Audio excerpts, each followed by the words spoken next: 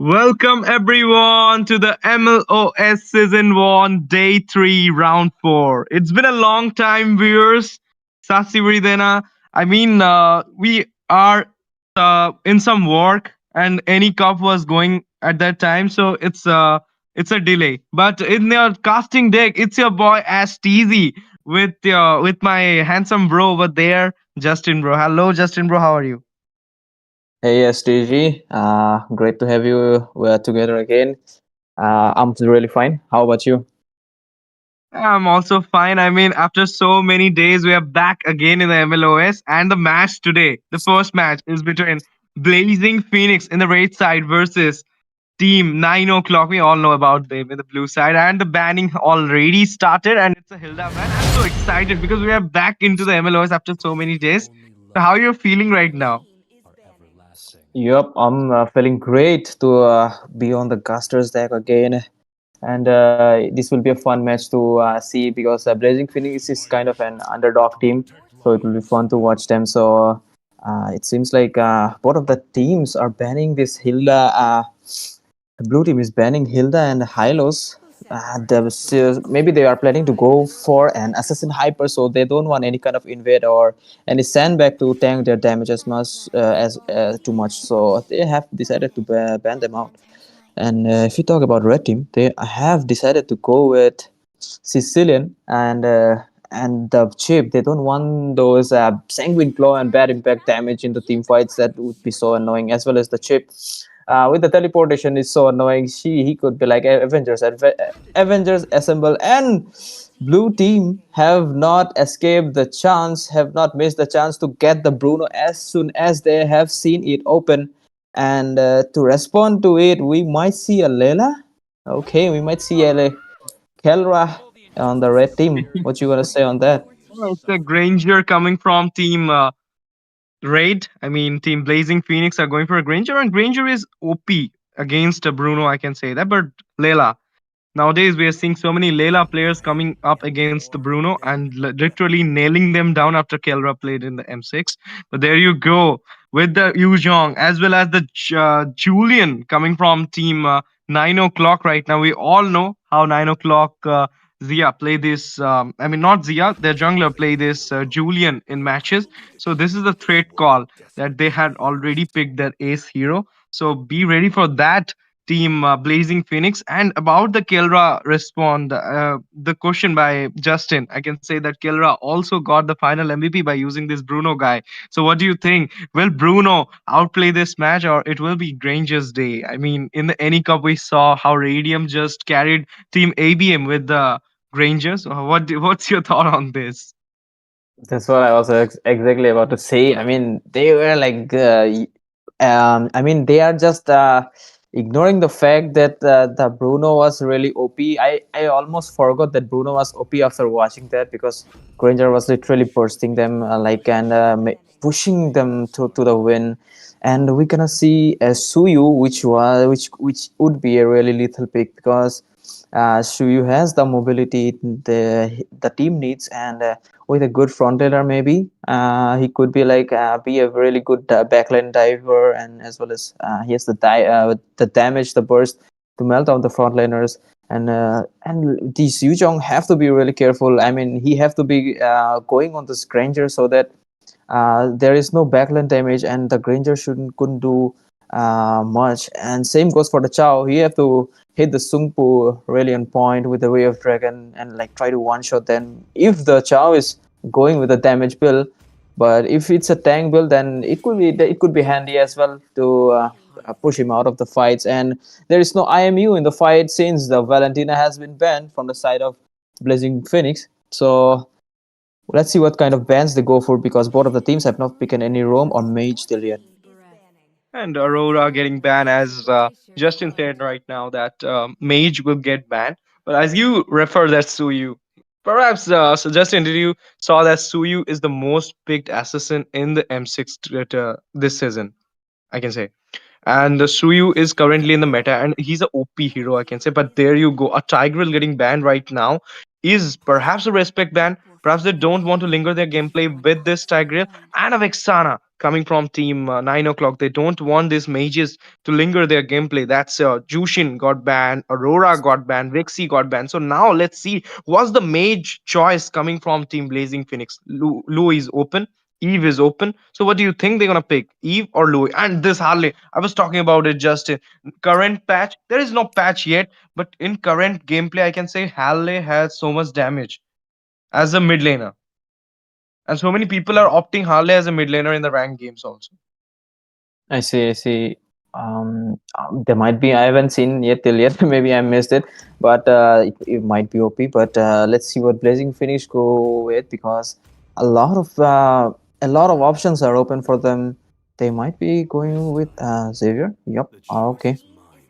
They are going with a Xavier, and in response, we gonna see a Fanny Hyper. So Julian will be a mage, and instead a puppy boom that will support the Fanny, and she will be go crazy diving into the buffs. Invading potential will increase with the Angel, and let's see what they will go. Okay, that Joe head, Oh, so great choice. he will be handy to do some really good ambushes, I could say. Let's see what team Blazing Phoenix responds to it. Kufra will be the best response against a Fanny, I can say. But right now, looking at the draft of team 9 o'clock, look at that. Julian as a mage. I mean, in the early game, he will have the advantage against that Xavier, against that Chow, even against that Granger. So, Julian as a mid laner is a great pick, perhaps in the early game. But I can say one thing right now, that looking after this draft is very complicated right now because the strong the side of 9 o'clock having the strongest draft, and even the side of Blazing Phoenix also have the strongest draft. But Fanny in the early game is a menace in the MLBB, in the Land of Dawn, I can say that. But what do you think that will which team gonna win? I mean, every time I ask this question, so whom you gonna bet on? Yeah, so far I think t- team Team 9 o'clock have a really good draft, I would say. The Fanny, the Bruno, the Jawhead as a tank, as well as Flicker, Julian could be really useful catching the Xavier at the back lane. It will be a JJK fight in the as the mid laner. It And must be a Sukuna versus Gojo in the manga right now because Sukuna is with the Megumi right now in the manga. So it's a Sukuna versus. But here we are in the Land of Dawn after so many days. It's been a long time, viewers. We are back into the Land of Dawn. And I forgot to tell you, this is the BO3. That's a best of three. So whoever won the two matches will win the set. It's two sets will win the match. So in the blue side, we have 9 o'clock. And in the red side, we have Blazing Phoenix. And let's go for the match right now. The match is on, guys.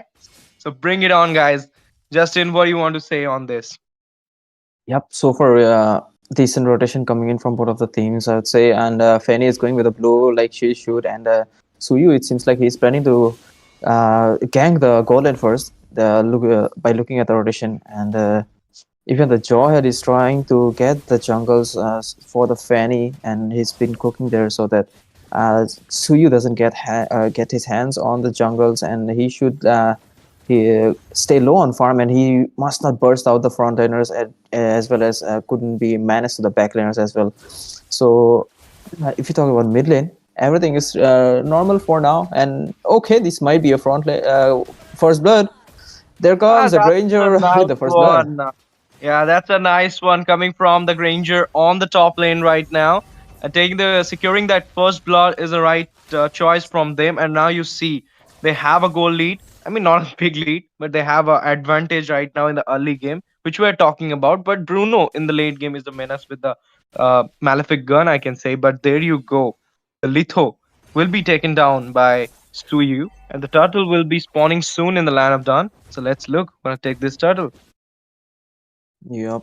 Like it's always fun to see the underdog teams perform really good, And but there is a fight Yuzhang is going not. over there. Suyu engaging into the fight, and there will be Black Dragon going to the heaven right now with the Gojo's. Oh my goodness, look at that Fanny engaging there. Double kill for the Fanny, going for the Chow and the Kufra over there.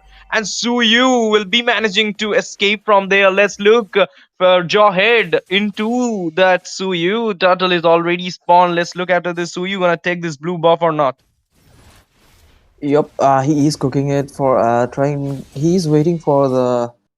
Oh, yeah, that's the Julian waiting for the Suyu to come close, and he might be use the burst. And like I said, he did use try to catch the Xavier there, but he will be using the flicker to get out of the situation there. And this is not really looking good. And the Suyu really need the blue, and where meanwhile the Fanny is really ready with the blue to take a fight in the enemy's blue. There you go. The fight has already started. Retreat has been done by the Fanny right now on the Suyu, going for that Xavier in the mid Oh, lane. Xavier at very less HP, but it's the Fanny who gonna get down by there. But Julian will managing to take the kill off that Suyu. That's a nice one. That was a, I can say, one of one trade. And in the meantime, we just forgot to tell you that in the top lane, we saw a glamorous fight coming from the Granger as well as Bruno, and both of them got died by killing each other. And right now, the turtle has already spawned, but both of the jungler are not interested into the turtle. Is this a new trick, Justin?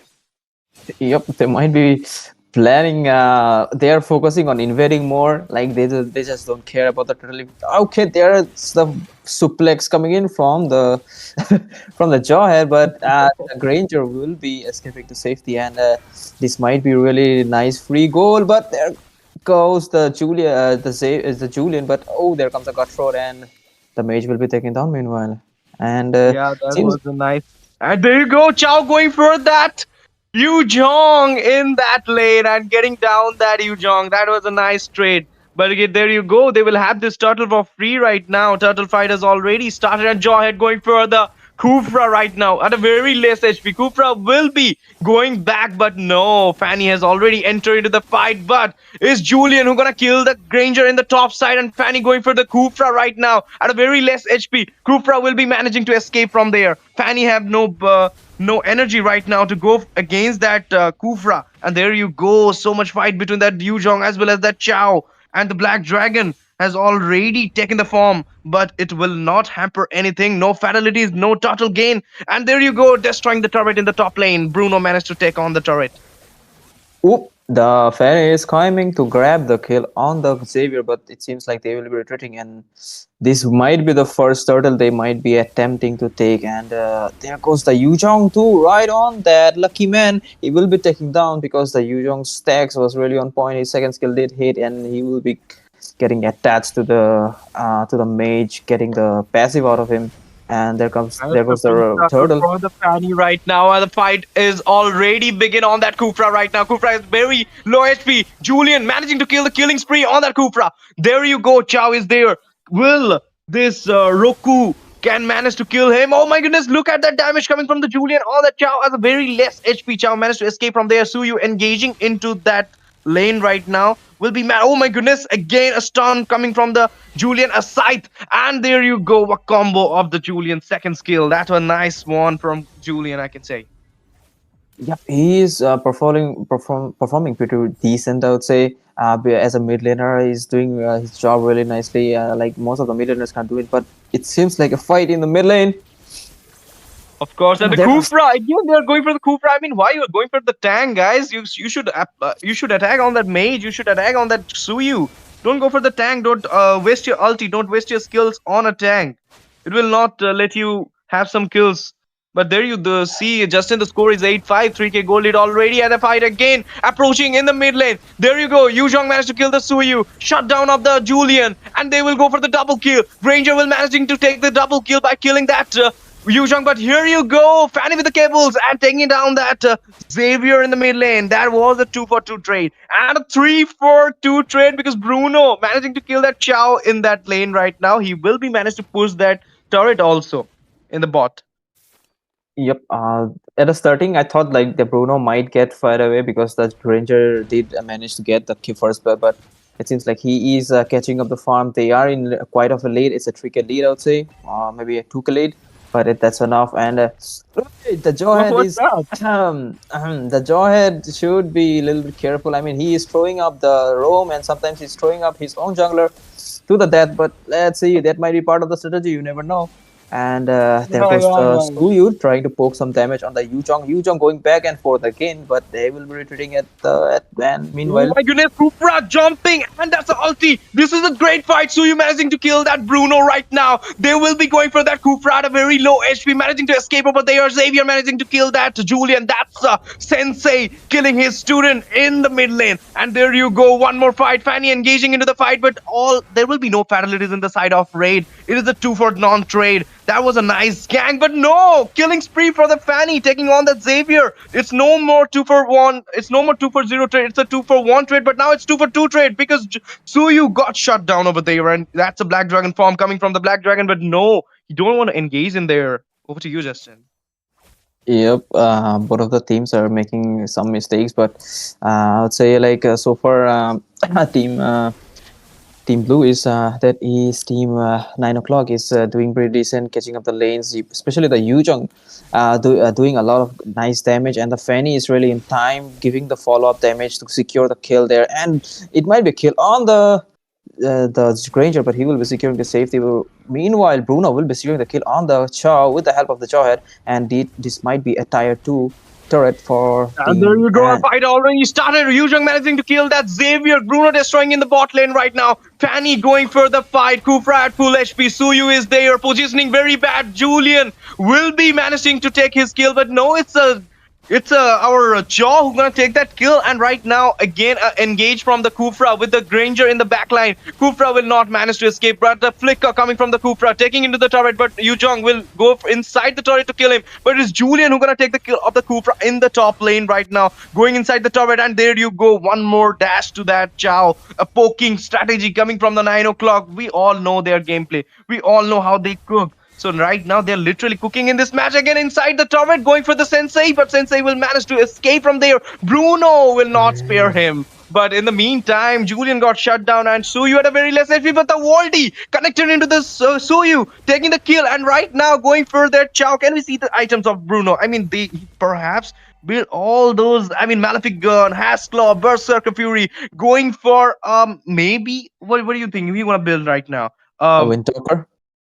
yeah, A wind talker for extra mobility, I believe, and some yeah. extra crit will be always worth it. And so far, the Bruto's damage is really high.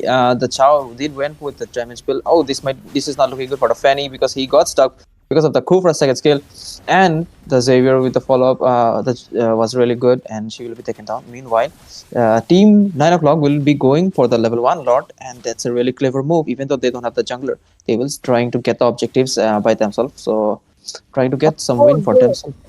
yeah, of course, the damage coming from the Julian and the Bruno. There you go. They are going for that Jawhead at a very lowest HP. And there you go. It will be a kill of that Chow by that Julian. It's so much damage coming from Julian as well as that Bruno. But in the meantime, we will lose our Black Dragon. Black Dragon was too much, I mean, aggressive going outside of the position and getting killed. I mean, you should not go like that. You should not throw your bounties right now. You have the Lord. So you should calm down. You should go with the Lord trying to manage to take some inhibitors. That's what a game plan call. But this is not a great positioning by Team 9 o'clock, I can say. That's right, and this might be a takedown because the Jaw has second skill was really on point, like a suplex, and Bruno will be securing the kill with the damage because Bruno has a lot of farm, has the items he need. Meanwhile, Granger is trying to complete his items as well because he will be lethal in the late game because he is completing his items too, and with a good front lane that is the Cobra, he will be might be a menace to the team 9 o'clock. But for now, they have to be defending really carefully because the Fanny is trying to bait out some skills there, Black and Dragon entering there into goes the the Black team Dragon fight right again. now, claiming that Chow over there, going for that. Oh my goodness, Granger got back. He initiate. I mean, look at that. Fanny engaging into the fight, taking on that Kufra, and Bruno will not spare that Javier. Double kill for the Bruno, taking on that Suyu, taking on the base right now. It's a 1-0 for the 9 o'clock. They have won the first set of the BO3 of the round 4. Congratulations, Team 9 o'clock, for winning the first match. But this is not the end. There are two more chances. So it can be a bounce back for Team Blazing Phoenix, but that was not a great strategy from them. I mean, you should have learned, you rectified your mistakes in this match. Come back stronger in the second match, guys. We will be waiting for you. But Justin, do you think that the Bruno's damage was too good. That's the reason Team 9 o'clock managed to win this match, or it was poor positioning coming from Team Blazing Phoenix. Yup, yeah, I would say that Bruno is really OP if he's not been watched properly because the Chow was using the Way of the Dragon mostly on the Julian, and he should have been focusing on the Bruno more, and even the Kufra with the Raging Tyrant as well as the Tyrant's Revenge. He should be diving on the Bruno more with the Yeah, follow up of the Suyu, he would have been able to take out the Bruno, and yeah, and that's the lesson they learned because they have to be banning the Bruno, or if they have the first pick, they have to keep it leave it open and so that they can secure it for themselves because he is yeah, not ignorable. He has the ability, even though you have watched the NSCT and you think you can be the radium of your team, but you can't because the Bruno is really good and yeah. it is a lot of damage, especially with the new item that is the Malefic gun. Okay, we're back into the lobby right now, going for the second match, the second set of the BO3 of today's match between 9 o'clock versus Blazing Phoenix. So guys, we will be back soon with the second match. Be ready for it. Don't go anywhere. Stay tuned with us. And just subscribe, hit the subscribe button, like the stream, comment in the stream, share the stream to a friend so that they can also enjoy this type of matches. And hoping for the fans of 9 o'clock that 9 o'clock fans should be I mean they will be saying that let's go for a clean sweep, guys, and Blazing fans should be saying that let's go for a comeback. So let's see if there will be a comeback or if there will be a clean sweep. Before that, let's take a shot.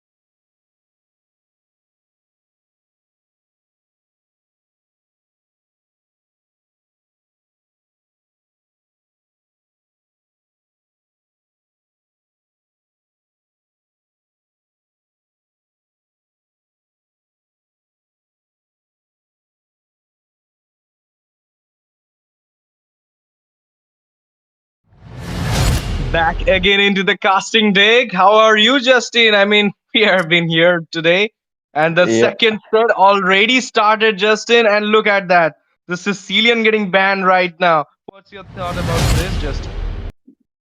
Yeah, I think they should learn from their previous mistake and they should get the Bruno if they don't have the first pick, I would say, because Sicilian is a really strong pick, I would say, because he also is a strong pick because in Mage Lane he's been dominating since quite a while now, as well as the Jukshin.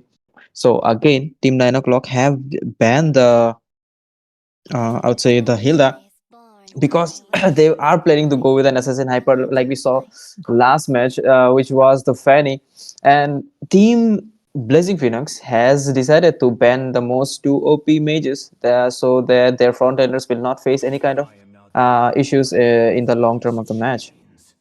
pretty same bans coming from both the teams right now, and they don't want this Fanny this time. Team Blazing Phoenix don't want this Fanny this time. I mean, they have the first pick, so they just literally decided, no, we don't want this Fanny. We don't want to hamper our gameplay. Let's go for a comeback, guys. So let's look what they have in their mind. A Suyu? No, it's a chip again. I mean, pretty same bans again. So let's look after the picking phase right now. What they gonna pick? Perhaps I'm thinking about a Hylox coming from Team of Blazing Uh, Phoenix. It's a great pick. It can be a great pick. Hylos was banned that time. But no, it's our worldy hero. That's our Bruno from this time in the team Blazing Phoenix. What do you think? yeah, they have learned from their mistakes. Yeah, even though they have not banned it, they have secured the hero for themselves. Let's see how team 9 o'clock will respond to it, because they know it's a really OP hero. They have to be do something, and they have seen the Bruno, so they might have something in their mind. Like it's a Chow. It seems like to flicker right to the Bruno, and with the Wave Dragon could definitely catch him off guard with a really good follow up, can Yeah. be a really menacing to the Bruno. So let's see how they respond to it. I mean, look at this. I mean, Chao is now. Oh, I was talking about that. A Beatrix can be that against that Bruno will be a great choice. And look, they are already picking that Beatrix. I have this in my mind. Sorry, guys, I didn't tell that, but I have in my mind that Beatrix will be a great choice against a Bruno. But look at this. If current picks, after current picks, if Team 9 o'clock managed to win this match, then Team Blazing Phoenix should learn from that, because right now the Bruno is in the hand of Blazing Phoenix and the Chow is in the hand of Team 9 o'clock. So now we will see how this Chow will regulate the match, how this Chow will position himself against that Bruno. Will he go for the Bruno or will he go for a Julian or a Mage? I mean, that was the mistake rectified by Justin, that he said Bruno Chow was not engaging himself against that Bruno. He was just going for the Julian. He was just going for other heroes. He should have gone for the Bruno in the early, but let's see what this match will bring. But we have been seeing that OP jungler has been picked by Team Blazing Phoenix. That's a Fredrin. And OP Rome, I can say. Perhaps he will go for a Rome, or do you think he gonna go for EXP a lot? Yeah, I would say like they do have a really good frontliner hyper, which is really good because the Bruno will be safe a little bit, because if the Chow goes with the Shung Fu flicker, so the Frederick could be really helpful catching him there, giving him some CC. But if you say about Arlot, I think he should go to the XP lane, and there should be a support that's like a Florin or a Matilda, even an Angela would be really good with a utility hyper that is the Fredrin, and a Kadita. So many pickups. They have the Chow pickoff, they have the Kadita pickoff for the Bruno so far. So let's see how they execute their skills, because they have the skill set they need, and also they have banning the disengaging mage that is the Aurora. So that's a really good ban, I would say. Yeah, of course. I look at that Suyu this time getting banned. They don't want a Suyu against them this time because they also don't want to pick it. So Vexana is now getting banned by Team 9 o'clock. They had literally copied the bans from the previous match, and Joy is getting banned by Team Blazing Phoenix. I mean, Joy currently we have saw how Fabian was playing with Joy, how even King Kong was managing to play with the Joy, and that was a damage the Joy is giving. It's a menace, I can say. But we're gonna see a Granger Hyper. That's something against coming against that Franco. Sorry, coming against that Fred. Do you think that will be a thing? I mean, I'm seeing I think they're going for a frontliner tank. I'm not sure about that, but so Arlot is going to the XP, that's for sure. So since they have already one marksman, so the Granger will be the hyper for no, there are no questions there. So Chow is kind of a flex pick. It might be an XP laner as well as the roam. So we saw the Mino pick. So Mino, okay, they I have not picked till yet. So okay, the high loss, a sandbag they need for tanking the Granger. So that's quite of a really good decision. So in response, they will go with an Akai. Hmm. That's a great pick, I can say. I mean, Akai against the Tigreal against the Hylos is a great pick, but no. I mean, Granger against that Fadent, I have asked you. You said that it will be a utility pick from them, but I think current draft is looking pretty much beautiful. That I can say, Team Blazing Phoenix have an upper hand right now.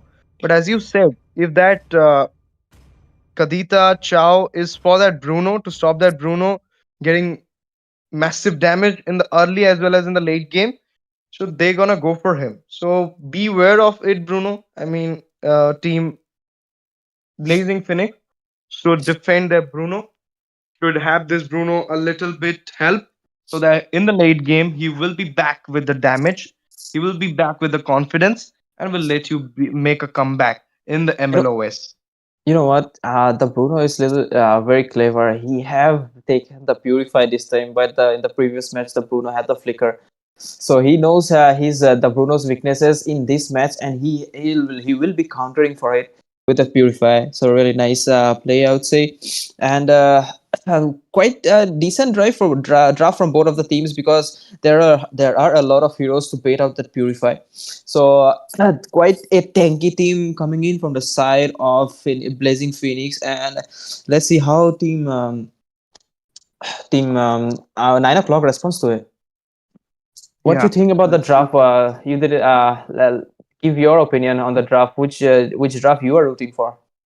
I'm rooting for this time Blazing Phoenix. Let's come back, guys. Let's make a third match. Let's don't let this match to get clean sweep. Let's go for the match right now. I mean, is there any network issue? The Of chow is course, not loading from the a little bit. Chow. Yeah. Yeah, there is some network issue from Chow. But as you asked me that whom you are rooting in this draft, I'm literally looking after Team Blazing Phoenix because they have that Xavier. It's a great mage.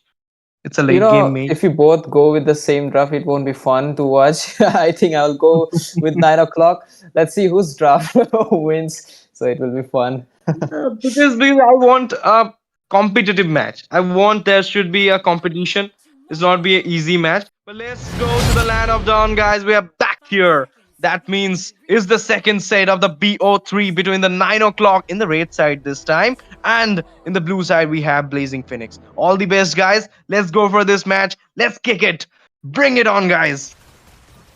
That's right. That's right. This is the last opportunity for Blazing Phoenix to shine, to get one more win, and they could challenge them for another match.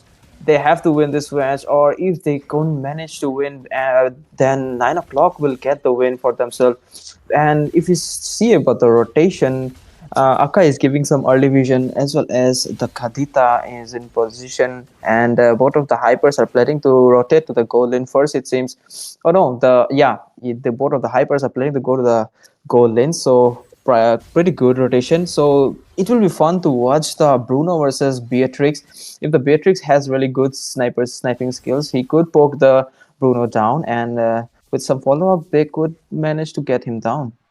Yeah, no invade from both the teams, but I was thinking about an invade coming from Team Blue because they have a Granger hyper. Let's look after that. Granger going right now against that high loss, a massive damage by his first skill on that high loss. That was something we say that Ranger has a early game damage, a lot early game damage.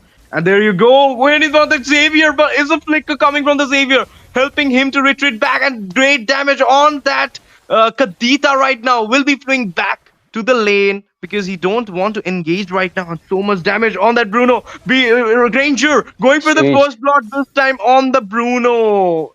Previous match also Granger went for the first blood, and this time also. Yeah, Granger really knows the range of his skills. I'm really impressed to watch it. He knows that the Bruno will not be able to escape from the range he is at, so he will be attempting to kill it and he will execute it. Meanwhile, Fredrin and the Rome will be cooking up to the turtle, and the Granger is not quite in position while the Akai is. So it might be a free turtle. Okay, Granger is in position. Really nice retribution coming in from the Fredrin. So Handing there you over to you. go. So much damage coming from both the teams, but no fatalities. That was something, I mean, surprising. I mean, they didn't went for them. There were too much. Three heroes were in half HP. They should have gone for the fight, but it's okay. I mean, they want a calm down situation. They don't want to engage so much. A defensive situation from both the sides. But there you go. I was talking about it. If you're not gonna help your Bruno, he will not let you win this match because if you will helping him in the early game, he had that massive damage. He will be killing so much heroes with that malefic gun with him. But right now, team 9 o'clock are literally getting upper hand on the top lane. I mean, where is the tank? What's the tank and Hyper doing? Hmm. And seems like the team. Okay, this might be a clash. And Kadita might be trying to Ooh. get the hands of the Bruno, but she will be getting back because they have the damage, they have the poke, and the Fredrin is Oh my really goodness, action. that flicker! But it's a kill for the Panda will be going down, and there you go, 2-4-1. Oh, it's a 3-4-1 trade. Kadita going for the double kill on that Fredrin, and it was a 3-4-1 trade. A very bad trade. That a great flicker by that Beatrix, which made her safe in this situation. But I mean, right now its score is 4-1. 9 o'clock is literally grinding. They want a clean sweep. They don't want a third match. Malefic gun Ah, already added in the build section by that Beatrix. yeah. Oh, there goes the way of the dragon. But I think he is going with the tank build, so it's just for some action, I guess. But the Granger is really on there, but the Arlott will be getting out of the situation before the Death Sonata hits him. And Bruno has to play a little bit more safe. Last game we saw Bruno did got picked off in the starting game, but he did manage to catch up to the farm and started melting out, and also got the MVP. Meanwhile, the Chow will go with the Shroom Puppet. He doesn't have the Way of the Dragon because he have used it on the Arlott, and we might see a clash in the mid lane as well as the turtle lane because both of the teams are rooting for it. There goes on the Ooh, that's something. Killing spree coming from the Kadita on that Xavier. Turtle. Fight already started. Hylos is there. Three of them are there. They're going for the Arlot right now. Chow is going for the Arlot. Fredrin is already there. Turtle has been secured by the Granger. And right now they will be. Oh my goodness, Flicker coming from the Chow. Going back, retreating back. But Granger will not spare these guys. He is going into them. And there will be no fatalities more because no one wants to engage. But in the meantime, we saw how they just managed to kill that Xavier in the meantime. But I want to say one thing. Bruno is a great MM, but you should help him in the beginning. As 9 o'clock helped their Bruno, they managed to win this match, that match. And right now, you're not helping your Bruno. You're letting him down again and again. They are going for the gang, so you will be not spare Xavier this time. Oh my goodness, mega kill for this Kadita. She is too good. This 9 o'clock Kadita Zia is literally cooking in this match, going for the death of Sonata from Granger, but no fatalities in the mid lane. And now a big fight on there, but Bruno this time will win this fight against that Granger. That's something. A 2-6 score, but the goal lead is already 4K. What do you think, Justin? Will there be a third match or it's a clean sweep? yeah, it seems like Team 9 o'clock knows what they're doing, especially the Karita last match. Also, we saw he was planning, cooking that the Julian mage really nicely, and this match only 401 KDA with the Kadita really knows the positioning, really knows what he's doing. There goes the Granger trying to And get there the you kill go. on the They're going for Chow. the Chow right now inside the turret. It's a great gang. Chow don't have a flicker right now. Okay, he have a flicker, but he will be dead. And this is the unstoppable Kadita in the top lane. Kakai coming into the action, taking that Arlot into the turret. And the turret damage will be taking down that Arlot also. Fredrin and the Hylos currently are in a very bad positioning, I can say, but you are giving the kills to the Kadita. You're letting the MM down from the beginning, so you have no chances in the late. That's what we referred from the beginning, but you guys literally not doing that thing. Yup, the the Embracer's Wrath was really nice, I would say. But they should be supporting the Bruno more, and it looks like the Fredrin is quite of a pinch down there by the team. 9 o'clock, but he will be retreating to safety, it seems, and they will be taking another turtle because the Granger is cooking for it, and also there comes the Way of Dragon, but there is no one to follow him up because he have pushed him out of the Bandit's rage, and but still the Kadita will be taking out the Arlot in the situation, and also the turtle will be secured again.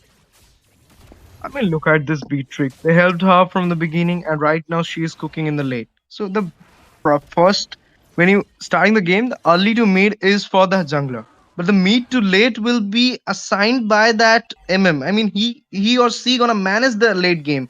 But if you're not gonna help him, and there you go, a fight going over there, legendary for the Kadita into that Xavier. That's something. They are right now very confident. They're engaging the fight. They're literally dominating. But Granger, in the meantime, in the top lane, getting down that Bruno, and oh my goodness, again Akai going with the turret damage, and he don't have a fear. A lot. Oh my goodness, a lot didn't manage to get. Oh, Really nice save from the Hylos, I would say, with the revitalize saving the the Arlot, and they have to hold the lanes so that the Bruno can get the items they need, the core items, I would say, and he will be really menacing the late game. Meanwhile, the Karita is trying to do an attempt to get a kill on someone, but Fredrin will be really tanky to be taken down that easily. And he will be moving to safety, and it seems like they will be showing their vision. They don't care. Oh, wait, okay, for Kadita with some really good actions, I would say. He will be trying to troll the casters as well, as well as the enemies. Okay, and they will be cooking up for the next lord because they shouldn't have stopped. They shouldn't have taken the third turtle and should have waited for the lord itself so that they could push along with it and could have ended the game even more faster. But hey, it's their plan, it's their strategy. They're going with whatever they want, and they're making it work. And the glorious pathway has been popped. yeah, oh my goodness! Akai inside the turret, going for that. It's a greedy move. He will be down, but Granger will be managing to killing spree on that lot over there. It's a 1-for-1 trade.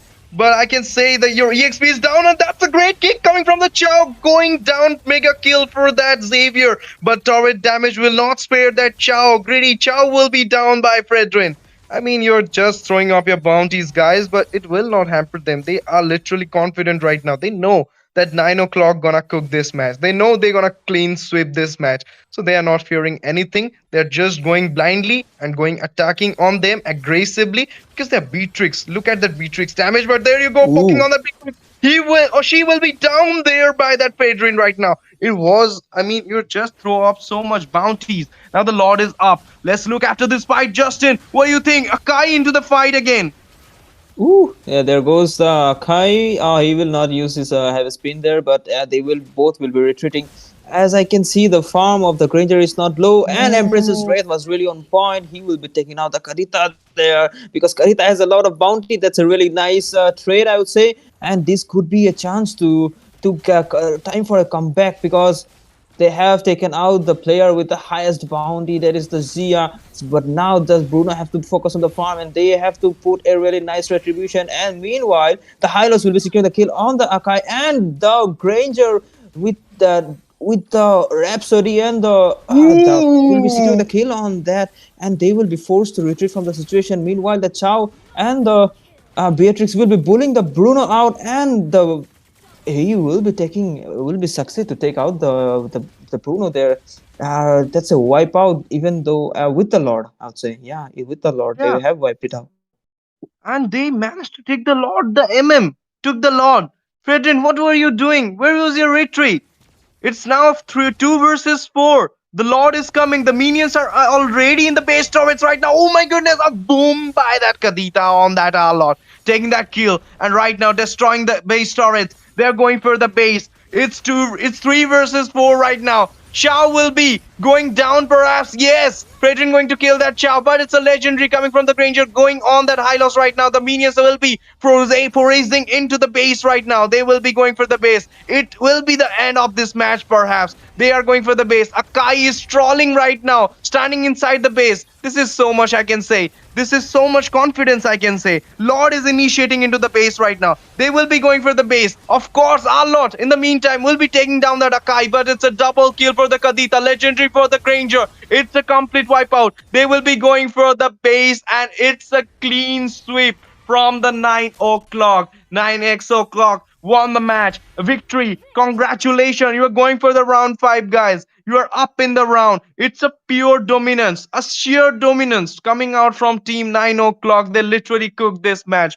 What a nice gameplay. And thus, what was the reason team Blazing Phoenix lost? Justin, what do you want to say?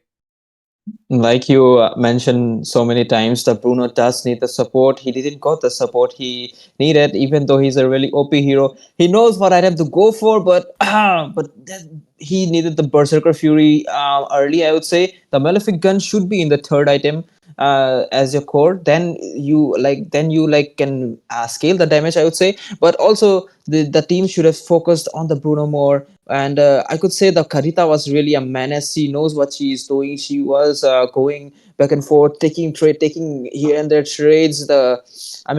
She was really a menace, and the Chow was really on point. Their positionings were really good, I would say. Team over 9 o'clock, but even though with a good draft, with a beefy draft against a Kadita and a Granger, they didn't manage to secure it. Arlo should have landed the final slash more properly on them, and that could have helped their team to get the victory really easily, I would say. But congrats to team 9 o'clock for now. Yeah. And but I can say one more thing that the backline was too bad. I mean, Javier was not literally great in this match. And picking that Arlot for the EXP, that was also a poor pick. I mean, Arlot in the roam, it will be facilitated more because they have a Granger in their hyper section. So you should have gone with the Arlot roam. He could have managed to invade there, taking some kills. But you chose that Arlot for the EXP, and you chose that Hylos for the roam, and they didn't even invade from the beginning because Hyper is not that much good while he is taking the buff. But it's okay, guys. It's their choice. I can't say anything. But you're gonna rise somewhere else. But this was not your day. Sorry, Blazing Phoenix. We'll be heading for the next match, guys. Before that, hit the subscribe button, share the stream to your friends so they can have also this type of funds. They can watch this type of funds. And don't forget to like the stream. Don't forget to comment in the stream. Which was your favorite part? And we will be taking a short break before the next match. So, guys, stay tuned with us.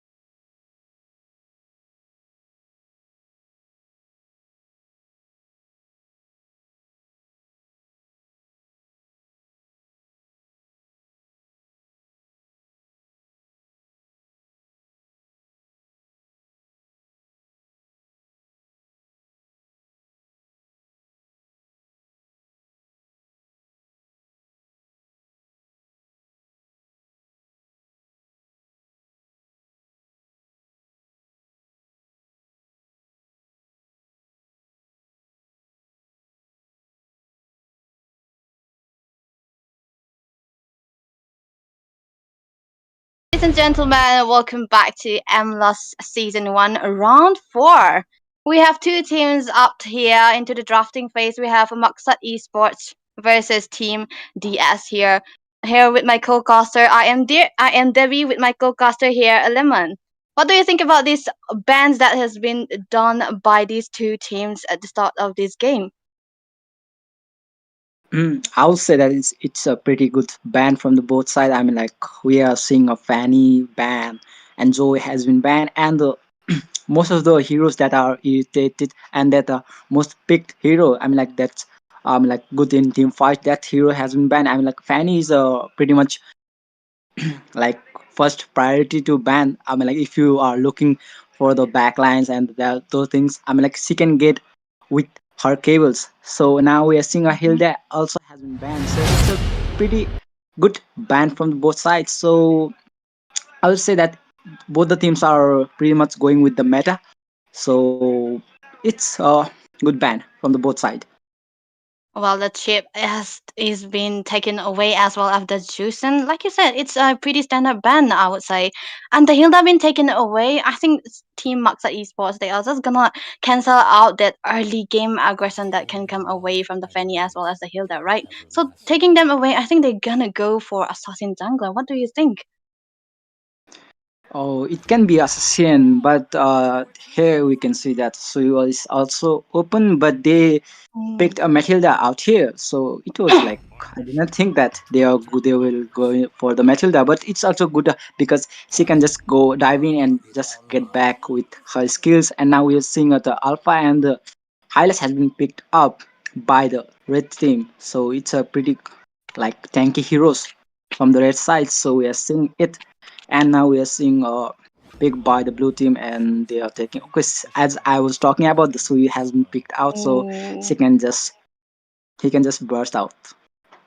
Well, Amocha's gonna lock down onto the Shuyo, but with the Joy being banned away, right? It's just the Shuyo does have a good early game as well as the Alpha, but the Joy has a pretty much a valid against the Shuyo, but it's been taken away and it's a good decision coming out from the part of the side of Maksat Esports because they do take away that threat for the Suyo, and Suyos might actually have a good time if he get to go to let the snowball going and to take the turtle early on into the games, and as well as it also depends on the alpha as well, right? Because he does need to snowball in order to contain that power spike that he have from the start of this game.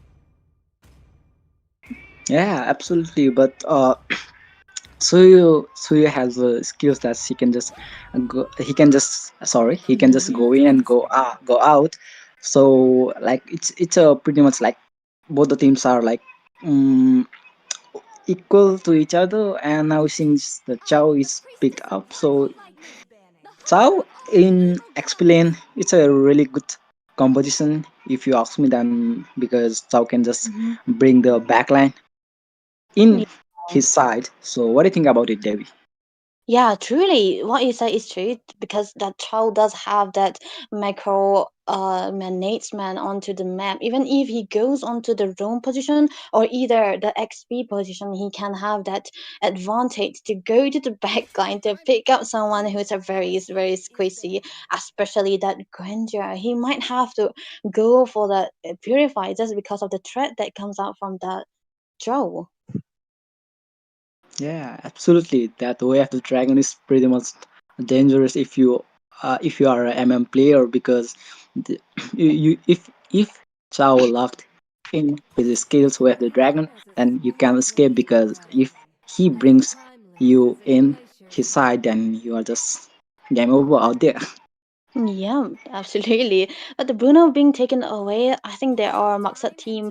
They are cooking something here because the Bruno doesn't have a good laning against the Granger, but the Beatrix is very understandable being banned away because the Beatrix, if we compare it to Granger, most of the time the Beatrix coming will come out onto the opponent they have to pick it up in order to make the lane a little bit 50-50 because the Granger do highly depend on the snowball and he wants to go there, get the snowball rolling in order to take the game into his hands. But there's a limited option coming out from the side of Team DS at this moment because the marksmen, the important, I would say, the important marksmen has been banned out. But there is a one hero that does good against the Granger. It's Irisel.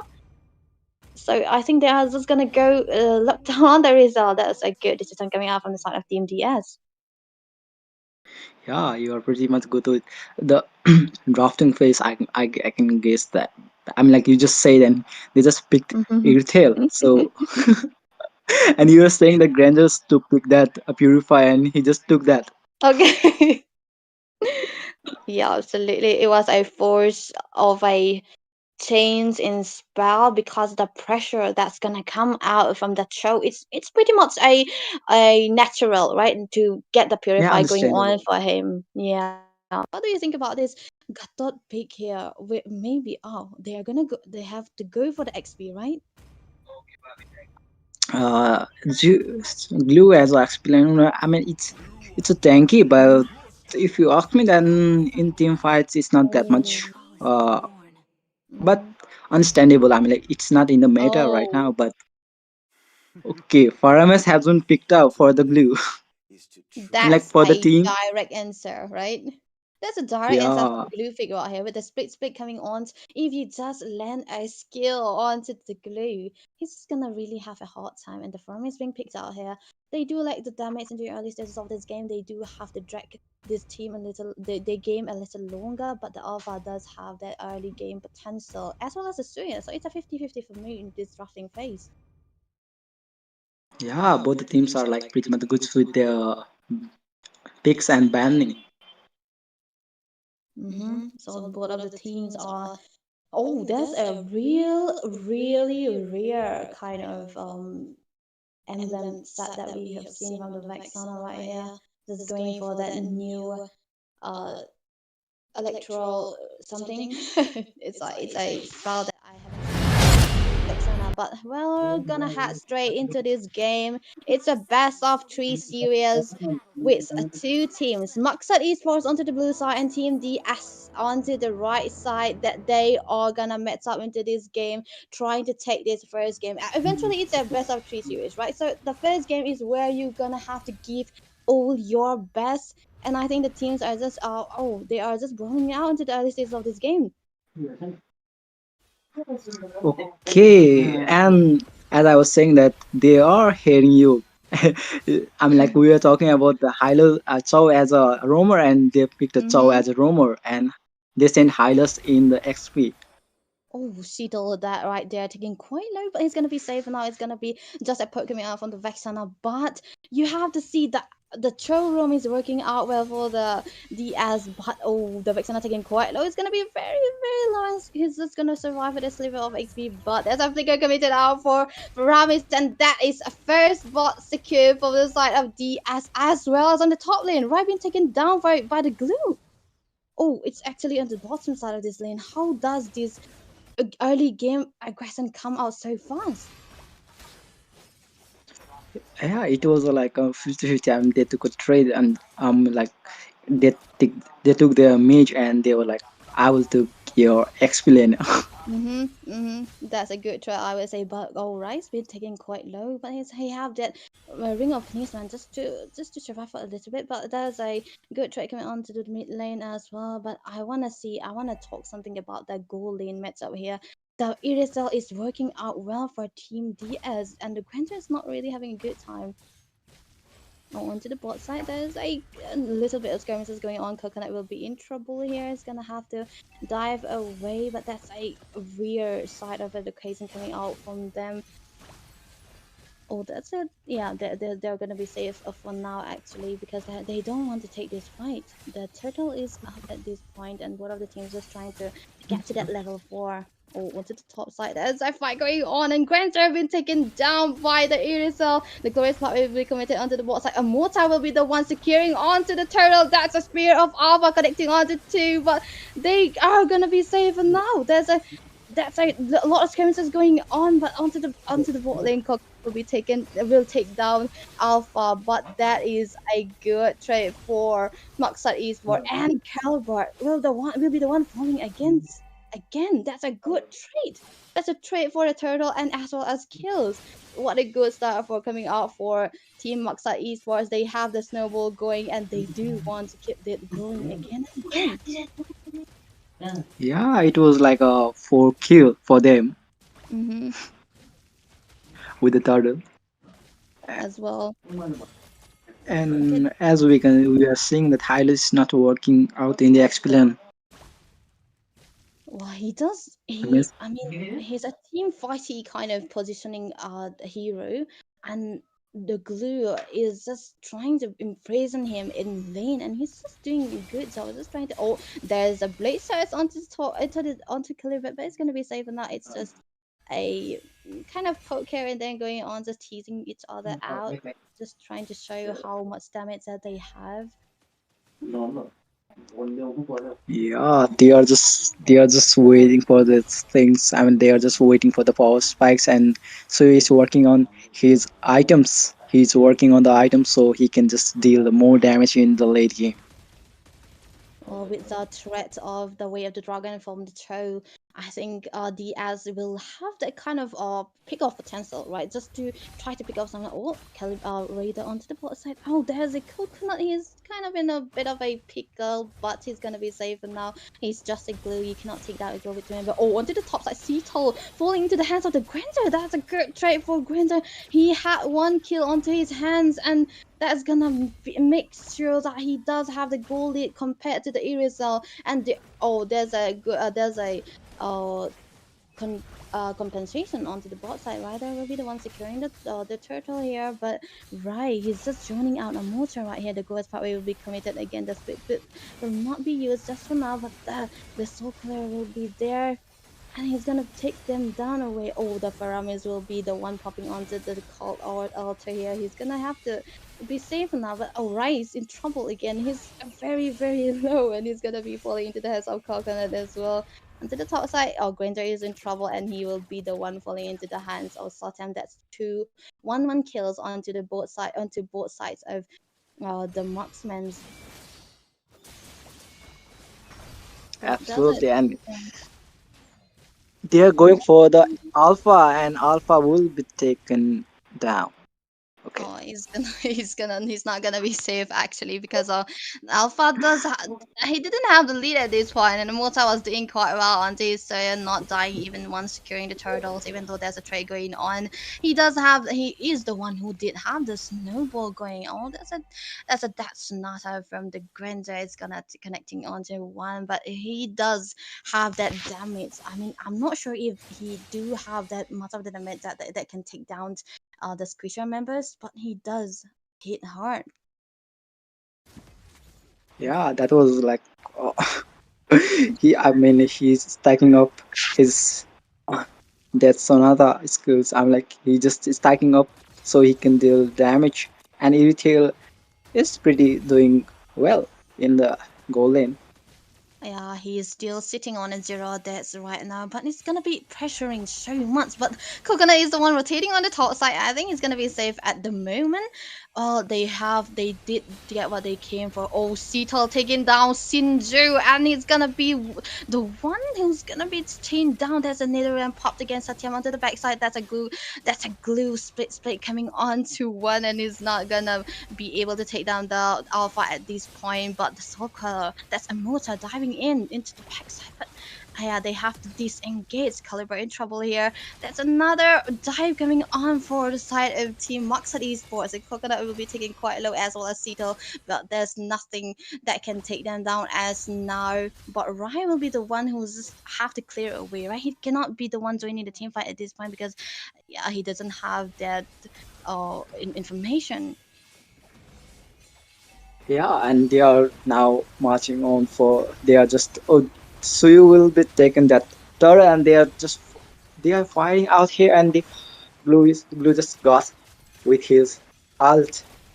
Okay. Yeah, that's a lot of skirmishes happening onto the pot side. Oh, that's Amota taking down the toe, and that the Netherlands will be popped again. Amota will be the one who's been finally shut down. That's a good trade for them. But Rai will be the one falling into the hands of the Granzer again. They have to dive away. They have to go away in order to survive this. But Coconut's just trying to move on, just trying to dive in more and more. But yeah, that's a Amota will be the compensation for that turtle. But that's a 2-to-1 kind of trade, and it's gonna be evening out this goal lane. It's 2k goal lane for the side of Team Moxad Esports. Oh, that's I see that onto the backside. Way of the dragon connecting onto the Vexana. It's gonna be saved. That's a guiding wind that just saved her from that skirmishes. I mean, that's a big ultimate part from the show, but it's they wasn't able to take down the one that they were looking for. The guiding wind. What a good help coming out from that from their side. Yeah, and both the teams are doing good. I mean, like from the blue side, they just push the marksman lane, and from the red side, they just push the EXP lane. So both the teams are taking both the teams are even in turrets, and they are just pretty much they are not okay in goal lead. They are just behind the 2K goal lead red team, and the blue team is ahead of 2K goal lead. So it's Oh, because of the the glorious okay power they will are have to going. be committed. Oh, the glue split will be committed as well, but he's gonna be safe now. Rai will not be taken down. He's in trouble, but there's not much of an XP that is taken away. But the mid tower will be in the focus here. Satyam will be the one who will take that trade, and he'll be happy with it. That's what you have, right? When you go for a Hylos, a tanky member, and you won't be able to take him down that easily. But oh, that's a troll just trying to Zikundo into and to the members of Maxan Esports, and that's the Lord will be focused. Oh, Amota be in trouble here. The Nether Realm will not be will be popped just now. I went to the backside. That's Sheetal falling onto the hands of Granzer as well. The Lord will be taken very, very low, and Amota will be the one falling. There's no retribution for the side of Team D, as the rider will be the one freely taking that Lord as well as a four member of the side of Maxat Esports. Yeah, if you talk about this, the team fight, I mean, they just did well enough. I mean, they just took the lot, they just took the four team, four enemies for themselves. I'm like, great, it was a great. I mean, like, it was really great. I'm like, they just took the value for that. I'm like, if they took, if they can take the value of this lot while pushing the inhibitors, then it's going to be awesome. Yeah, oh, Satyam will be the one falling out of the map right there. Will be falling into the hands of Vexana here, but the lore will be marching out on the bot lane, but it will be clear for now. The team does have that clearing potential that they have. Oh, Seedle Zikundo on to Coconut here, but he's gonna be safe now. Coconut is a very tanky member, and he has the healing and the potential to just 1v5 away from them and not fall into their hands as well, just like what they did onto the Hylos onto the bot lane. But yeah, there's no casualty for now. The teams are gonna have to take it this very, very slow.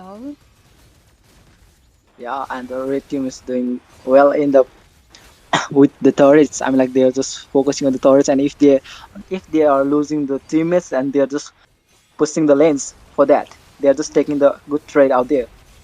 Oh, that's Okay, a guiding wind. Oh, that's a the Netherland being popped into the backside coconut, turning them away. But the Spirit of Alpha will be the one will be committed on the coconut, but that's not gonna be worth it because he's a tankier member on the side of Team Moxa Esport. That's taking quite low. Caribou will fall into the hands of a multi as well.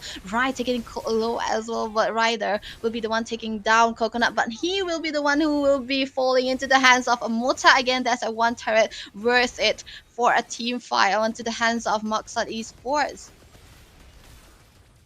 yeah, and that was a great damage coming in from their side. I mean, like if we can see that, I'm like both the teams are like going here, and it's a kind of watching like in tug of war. I'm like, if the red team is going the wild in the few seconds ago, and now we're seeing the wild push from the blue side. Mm-hmm. this game in particular, I could see that the Granger didn't opt for the Sky Piercer. Oh, that's a sequence onto one, and that's Vexena. Oh, he just has he will be the one surviving for that onslaught. It's not that much of a threat at this point because the show does make it. I mean, the show is kind of a non-factor in this game because of the presence of the guiding in from the Matilda as well. And one thing I want to make a point out about the Granger build was that he didn't opt for the Sky Piercer in this game because understandable, right? Because he's been sitting on a 4-3 for uh KDA at the point. Oh, that's the speed split Yeah, committed and onto what? Oh, okay, that is gonna be falling onto the hands of Mota here. Oh, there was a it's mega kill going to for be. Mota. That's we're gonna have to pause a little bit because maybe there's a connectivity is figuring out from the side of the but I mean both of the teams on into this game, but oh my, there's a brawl going on both sides. They've been fighting everywhere with so many turrets been taken away, and now the lore is being started again. Yeah, if you ask me then about to when they are going to in that lot, I'm like it was a Mhm. low health of the slot. I'm like if they haven't paused this game, they could have take that lot, or we can say that after the pause break, it will be that lot will be on which side we can see that. Yeah, but the positioning from Team Maxat Esports is like they are just gonna go for the lore, and they do have that the dive away potential. They don't want anyone to come near their lore. They want to claim these lore by themselves, and even looking at their positions, right? They do have that lead and the glue with so much annoyance that he can deal from the backside, and with one member falling from Team DNS, that's the tankier member. As we speak, it's the highlights. I think the Moxon Ismail will be easily will be the one who will easily take this load and maybe take this game if they played safe, if they played well, sinking the lanes and just take down the squeeze members into the back lines and not get picked off by the show with the way of the dragon. Yeah, we haven't seen where the dragon has been used. Mhm. I mean, like in the I mean, like we haven't seen a good where the dragon coming in from the red side till now. But we hope that we will say that. I mean, like if he take a Granger or a Mage for that for his team, I mean, like it will be like game over. I mean, like they will lack a main powerhouse. I mean, like they will lack a damage out there. So it will be their chance. Yeah, absolutely. Because yeah, what you said, I mean, the Granted does have all that. We're just gonna have to resume. That's oh yeah, they are in good position right here. Oh, that's Cito onto the backside, but Immortal will be the one securing the lore easily. But Cito will be in trouble here. He's gonna eventually fall to the hands of Immortal again. That's a good retribution on a secure lore for them, and he's gonna be there. They're gonna have to sing this lane and march down any side. Take any objectives as much as possible for this one lord. Yeah, it was a great trade too for and Lord with that. So it was like it was good trade, and they are going for the inhibitors. So are they going to Yeah. take that mid turret mid Yeah, the inhibitor? Lord is marching down to the bot side, to the mid side. Oh, that's a split committing onto the back side. Coconut will be quite taking quite low here, but Amota will just dive in there. Just gonna have to take the mid inhibitor. It's just nothing will be there for Team Maxa Esports because they don't have that minion advantage. But oh, there's a pull coming on for Satya, So and he will be the one taking down the Vexana into his own hands. That's two kills for the side of Irisel, and he's gonna be successful in just defending their base. It's just one mid inhibitor, right? Oh, that's a yeah, I'm like great damage. Irithel was, I mean, like Red Team was lacking behind, but the Irithel still does have a damage on her. I mean, like Hmm. she can just she just burst the blue, and after that she just burst that Vexana.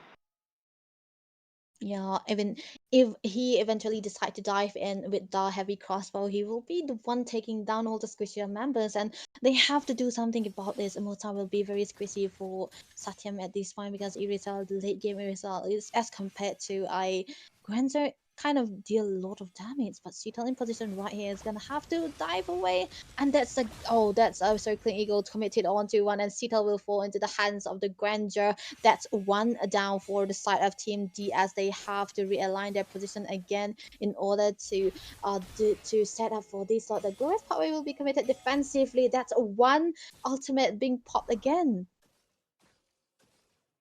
Yeah, absolutely. But they still have a time. I'm like for the Lord. I'm like for the Lord. It's a 38 seconds still. So it was a like good choice out there. I'm like if he died the out there, I'm like he couldn't have joined the team fights. Mm-hmm.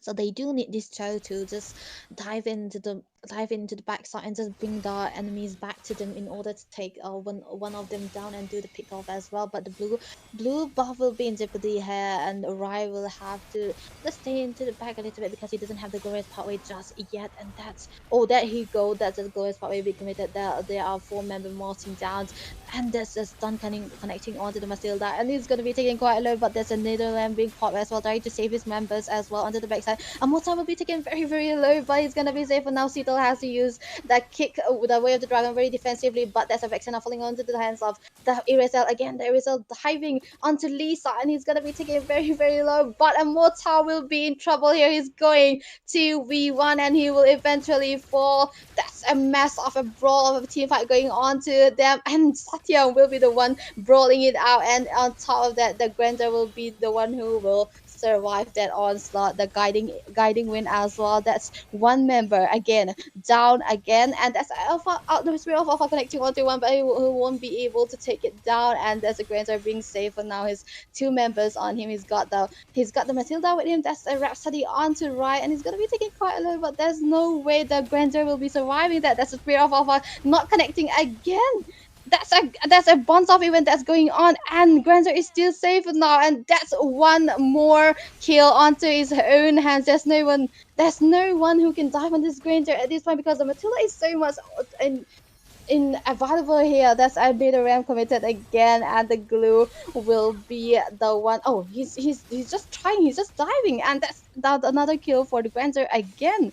That's a good turns of event for the side team Moxa Eastward. There was such a messy team fight on all of the sides. They were going everywhere. The guiding win, the the the split slam everywhere. Oh, there's a free love for a motor right here. Yeah, I haven't thought. I thought that the Granzo would be gone out there Mm-hmm. in out there in the red buffs red side, in the blue side of the red buff. But Matilda just outplayed out there. I'm like with his guiding wings that she was just like guiding Granger and saving him. Yeah, That absolutely. He was a was good. saving in the in the midst of the fights as well, he just bought that immortality just for another safety measure. But there's a Lord marching onto the mid side, and they have to take one inhibitor from there. That's a ways is wide open. The glorious power will be committed onto the backside. The split will be committed as well. Cetal will take down Vexana into his own hands as the ram committed as well. They have to back down. Amota will have to go into the backside. That's Coconut in trouble here. They are taking quite low, but that's one right onto that winter crown, but he will fall into the hands of the Granger again, dealing a lot of damage. The Spirit of Alpha not connecting again. That's the winter crown committed as well, and he's not. That's not enough to.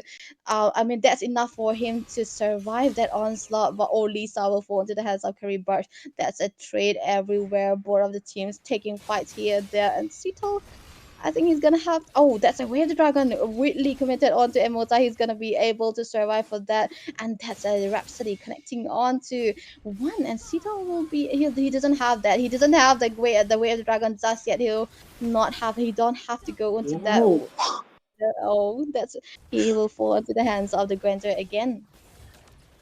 Granger will still be safe. I mean, he will still still will be alive out there. I'm like with 1 HP. I was like so what to say. I'm like he just outplaying the match. I'm like whenever I think that he will be taken down, but he just outplayed. Yeah, that was a low HP, and he just bought that win chance for in order to take down the Irizal again and again, and he's just outplaying here and there, and the Irizal doesn't stand a chance against our Granzer when he is dealing a lot of damage, even though she does have that sprint. She couldn't even dodge it. It was so much messy. It was a broly kind of team fight both of teams had going on, and it was too much for them to handle, I would say. Yeah, but I'm like give a good I give salute to this red team. I'm like they are just still hanging on with the base is still open from the all side. I'm like they don't have a heavy tutorials, they don't have anything, they just have a base out there standing and saving the crystal inside it. Hmm. And still they are like saving the base out there very perfectly. I'm like they haven't giving blue side to take it easily. We can say that. Yeah. I mean, they do have that crazy defense coming on to them, but the Lord will be on the focus at this point. And oh, Cedal oh, that's a freak away of the dragon committing on to one. Satyam will have to commit the heavy crossbow. He will be taking quite low. That's a glorious pathway. Again, the Nether Ram, but Granzer dealing a lot of damage onto one, and Satyam, oh man, that's a throw falling down onto the hands of the Granzer. They have to back away. That's a split coming onto to the backside, and there will be taken very, very low. Lisa will be low as well, but that's the guiding win. Gwenda will be dealing a lot of damage onto the Alpha, and Satyam in trouble here. He have to back away, but he have that has cause going on from Amota. He does have that second life with the immortality. That's a split coming on to the glue as well, and Amota will Granzer is eventually. focusing on the base. That's a Granger focusing onto the base, and he eventually take down the Faramis. That's I mean, that's a fight going on everywhere. I think they do want to take this game. That's a game going on, a good game for the Granger. This game one will be taken by Maksat Esports. What a play, what a performance coming out from the Granger. I can't even say the name, the Zulu so. He does have a lot of damage going on for him. He does have the Death Sonata, the Yeah, Rhapsody hit everyone, but taking him very, very low. I mean, like he was like tanky at the same time. He just had that life steal. I didn't see that without a life steal item without a house hustler. He had that much of life steal. I'm like he was just I'm like regaining the health over and over and over again and again. I'm like he was just and we have the dragon that was coming from the shoe and that was like misplaced by the guiding wind by the Matilda. I'm like Matilda was a good pick out there. I'm like if you ask me that Mhm. it was a first pick even though but it was a great It pick. was a really hard from the side of Team DS to counter the Matilda pick here, because even though the Way of the Dragon has been committed onto one onto the backside, especially onto the Vexana, but the Matilda and the Guiding Wind is always there to save him, to save him and get him away from trouble.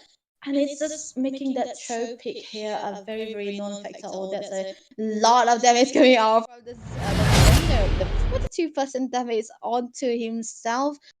Maybe Mozart was doing pretty well under the retribution as well into the early stages of this game. The Grander was really having uh a kind of a rocky start, I would say, but he just came out on top in the end, just dying 3 times, taking out every tankier member in the front line, even the back line as well. Absolutely. I mean like Matilda was just saving. I mean like she was just doing the her job. I'm like for Hmm. saving that marksman of her team and she just done it pretty well.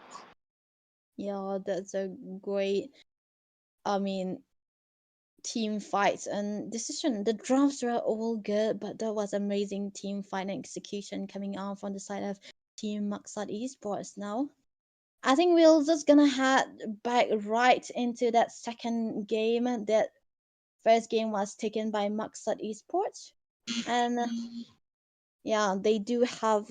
I think DMDS does have to step up their games in how they execute this, right? They do have to focus onto the goal lane as much as possible, right? Like Team Maksat did when they were focusing on the grandeur very much. I think they need to change out their execution a little bit in order to take this game at least one games against Maksat Esports.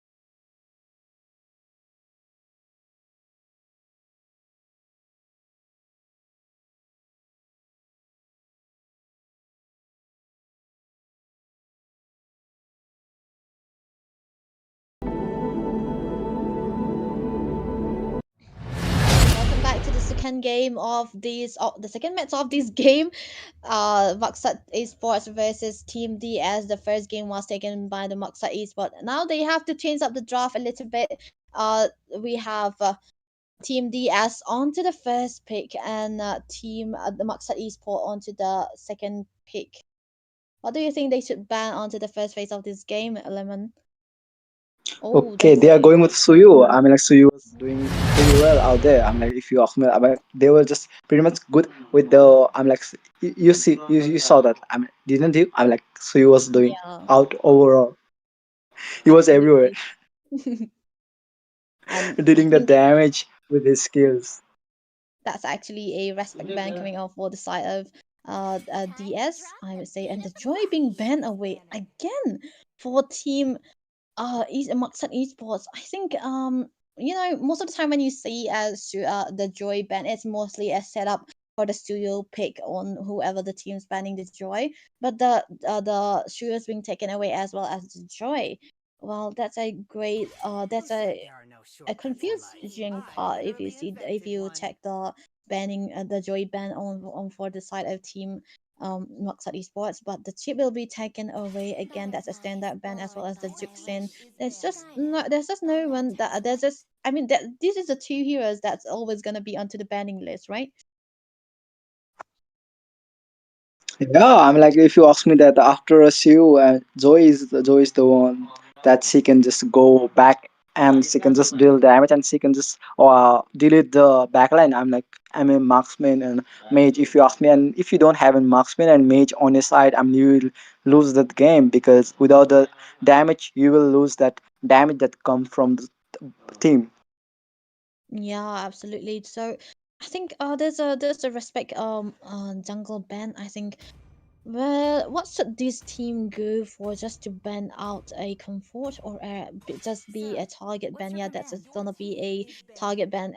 It's eventually gonna be a Fanny that's gonna be taken away, but most of the time you're gonna see a Fanny into the banning phase.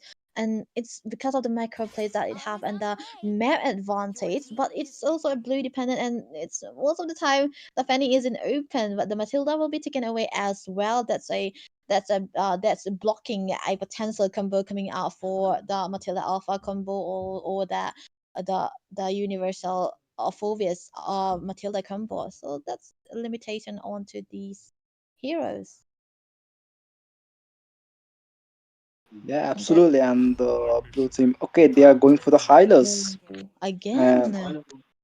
again, so they might have something on their mind. Like they are thinking maybe. They have their ideas maybe because both the teams are doing a pretty good bands out here. We are seeing, so they do have plans for that for the team competition. So that's why they are just dealing. They are just picking that heroes highlights for now. Yeah, absolutely. I mean, maybe it's also a comfort pick. I mean, it's a do or die at this point because for Team DS, because they do have it's possibly a last game if they don't take this match, and they might want to go for the comfort. So eventually they will have to go for comfort picks instead of experimental picks. So the highlights been coming away might be a comfort for Rai, even though he didn't do well in that early in that first game. He might want to have a revenge for that game that he played, but that's another Granger being picked away by the side of Moxa East. It was understandable because the Granger he was solo carrying, I would say. I mean, the later part of this game, so you did what he could do into the early stages of this game, but the Granger was dealing a lot of damage, 42% damage onto his Granger, and it's gonna be the one locking that with so much confidence, I would say.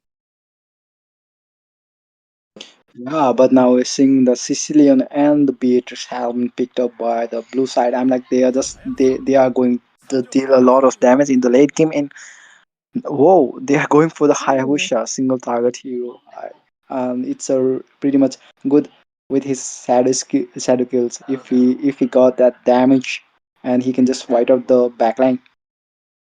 Yeah, absolutely. I think most of the time that's the Hayabusa is being picked out when you do want to target the mage, that especially an early a scaling mage, especially those kind of those Sicilian. So maybe possibly that's a direct ensure for the Sicilian.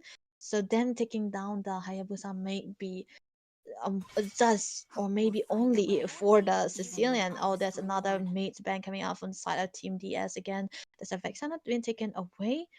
Oh, there's a limited jungle. There's not a limited jungle at this point, but the Hayabusa is already taken away by Team Maksat Esports. There's another hero that's not being taken away. They get or maybe they could go ban out another jungle again. Yeah, absolutely. But I don't think so. They are going for the jungle or ban. I mean, they are just going for the breath. They are just going for the damage outpost. So Mhm. they are just they might be thinking that what should we ban? I mean, like it's not that much. I mean, like we can just make it out with ban. So for which hero we had? Okay, they are Mm. just banning for the chows. So it was a good ban. Yeah, maybe a targeted ban because even though there's so much of a there's not much the Cho could do because of the presence of the guiding wind onto the first game. The Matilda is taken away now, so the Cho might do really well if he was picked away, and that's also a indirect counter for the Hayabusa as well because he can kick him away from the Shadow Kill as well as the Quad Shadow.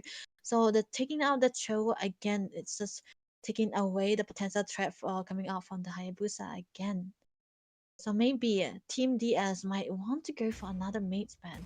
Limit down the mages. Gaze the stars Oh, and seek your path. Yeah, that's you gonna were be a talking about the Louis ban. mages, and Yeah. they are going for the Lulu. Lulu. Okay, Harriet. Is it? I don't think so. Harriet is a good mage in the team fights, but who knows? I'm like, they might have a different competition plans in their mind, so that we know. Oh, are they gonna go for the glue again? Oh, that's a glue being picked out. Okay, that's an EXP glue. Oh, that's the team DS already picking out their mates just open up the glue, right? Because when you want to pick up the glue, you just have to be sure that the opponent already picked their mates so that you just want to kick away the potentiality of them countering your glue pick. So I think that's a glue the decision to take out this glue this early was a good decision on their part. Well, Team DS, they Yeah, do have a slot for the jungle as well as the tank or XP. Oh, what do you think about this Ling and the Franco pick? I would say that it's a perfect pick by the blue side. I'm like Franco can just bloody hunt that Hayabusa in the team fight. I'm like if he get that Hayabusa locked in, then I was I mean like they can just take that uh turtle and the lord for themselves. I mean like I mean like with the bloody hunt you can just escape out there without Mm-hmm. anything. I'm like bloody hunt is the I mean like if you it's a annoying skill if you ask me. Then you just get stuck out there and combining with the hook. I mean like you just get extra stun out there. So it's like and the link if Mm-hmm. you ask me, Ling is the black backline cleaner. If you ask me, then he can just white out the backlines without any problems. Oh, that's a last pick off onto the side of Moxie Esports. That's gonna be a Faramis taken down for themselves. Well, the Faramis is gonna be a trade for that first game, but looking at the lineups, I would say the Hayabusa will have to think twice just because before diving in because of the presence of the Franco itself. But looking at the team fight here, I would say that the Franco is kind of a one-dimensional. Meanwhile, onto the side of the Moxat Esports, they do have the Gatak Gatai as well as the Glue with such annoyances and just a possibility of joining them away and at the presence of the AOZ as well. It's gonna be a really, really fun fight, a Broly fight, I would say. Well, we Yeah, just. I'm like this. Mm-hmm. They have a perfect. I'm like they're just respecting the bans and picks, and they're just picking the uh, like opposite. I'm like with what they can just counter that hero. I'm like if you get locked in by the bloody hunt out there with the Franco, you can just get out there with this get out by the avatar of Guardian. Okay, Oh, Franco will be taken down. Yeah, that was a very, very early game kill coming out from the side of Team Maxwell Esports. I mean, they did read out they did read out what the Franco was gonna do, just trying to delay the enemy's buff as well. And indeed, the Hayabusa just started with the red buff again, and he's the one to fall into the hands of that glue. Yeah. Onto that the Faramis without any casualties, just a bad decision, I would say. Yeah, in the early game, if you ask, then Franco is pretty much not tanky that much. I mean, like without the items, he just like Mhm. little baby. You can just you might get taken out by the enemy. That just happened. You're right, taken very, very low. That's a good. I mean, that's a good slam for the side of Coconut again. He does have that healing as well as the potentiality to turn away and imprison your team. I mean, imprison your counterpart into their own lane. That's what the highlights are for. Oh, that's a hook landing onto one, and Cetal will be the one falling. That was not a great. I mean, that was a great hook coming on his part, but it didn't favor him at all, and he'll be the one taken down again. This is the second time he fall into the first 2 minutes of this game. Oh, Rai will be in trouble Yeah, here. It's because gonna be taken very, very, very low. That's a stun, and the revive side is being popped again, but he will not be able to sustain that much of damage coming on to four members of the side of Moxad Esport, and he will be the one falling right before the spawning of the turtle. yeah, I mean, like his team was not ready out there, and Franco just hooked that, and he got killed out by the team. I'm like, he just give a free kill for the team. Okay, is it going? Oh, that's another stun, and Amota will be the one securing that low, the turtle. Lisa will be the one taking down Cetal again. The third time this met, and Rai will be the one falling into the hands of Amota. That's a two kill for one turtle. I mean, that's a good trade for the side of Team Moxa Esports. They are filling it with the recalls and stuff. And Granger, I mean, he does really have a hard, rocky start into the matchup against the Irisel, but now that he have that Beatrix and as his counterpart. He's just feeling it. Oh, that's another dive coming on from Lisa, but that's another round will bring pot again. That's three members onto the side of DMD as the ability helm will be connecting onto one and Iron Hook again, and it's gonna be taken very, very low, but Faramus will not be falling onto anyone, and Satyan will be taken low as well. That's one diving in, that's a link. The templates of blood will be committed onto the backside, but Sita will be the one falling onto the hands of Lisa as well as the Granger taken down by Ryder into this Link and our Caribot will be taken very low, but Amota won't be successful in taking him down. Yeah, that was a good trade by the uh both the teams. I mean, like both the teams are doing. I'm like blue team is comebacking for now. I'm like, if you ask me, I'm like red team just diving there, and they were just going out there. Okay, Oh, Link's gonna okay, be Ling will taking be quite a safe. lot in trouble.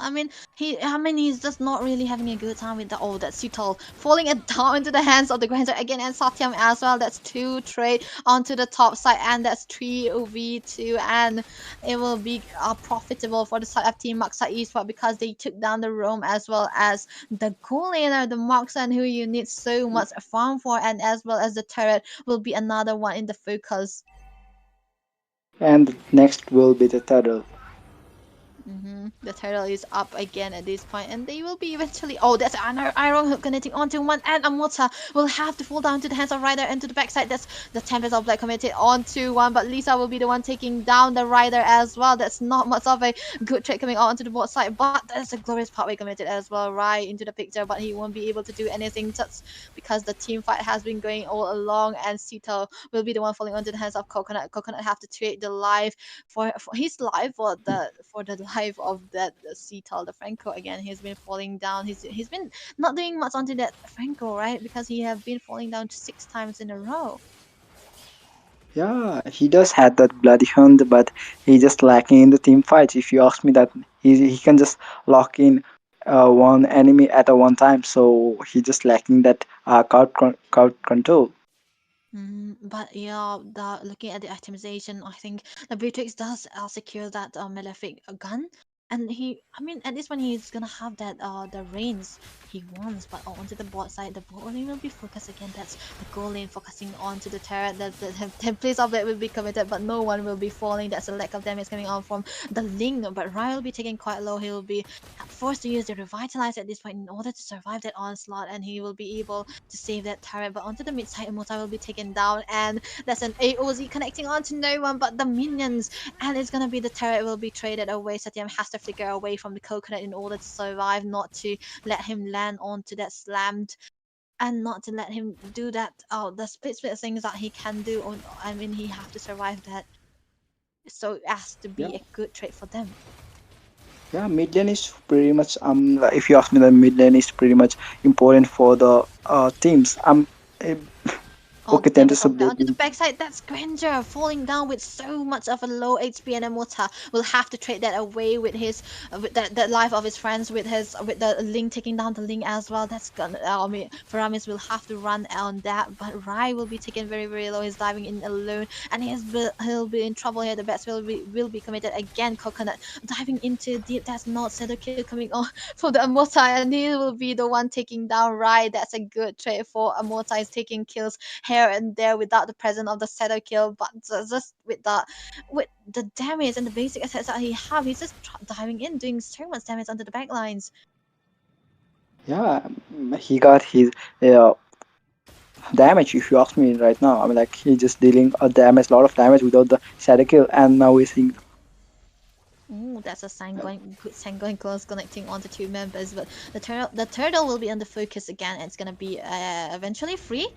He doesn't even have to commit on that retribution, but Cecil in trouble here again. AOZ will be connecting onto one rider. He will have to chase. He will have to run away. He doesn't have to trade. The Netherrealm will be popped as well as the glorious part away, and that's a lot of damage coming off on the side of Granger. Rider will take down Lisa as well as Amorta will be taking down right into his own hands. That's a trade coming out from both sides, and he's the Granger still diving in onto Rider. He will be taking quite low. Satyam will be falling into the hands of Coconut. There's no stopping this guy, Caliber. It will be in trouble, be stunned away, and he will be falling into the hands of Amota again.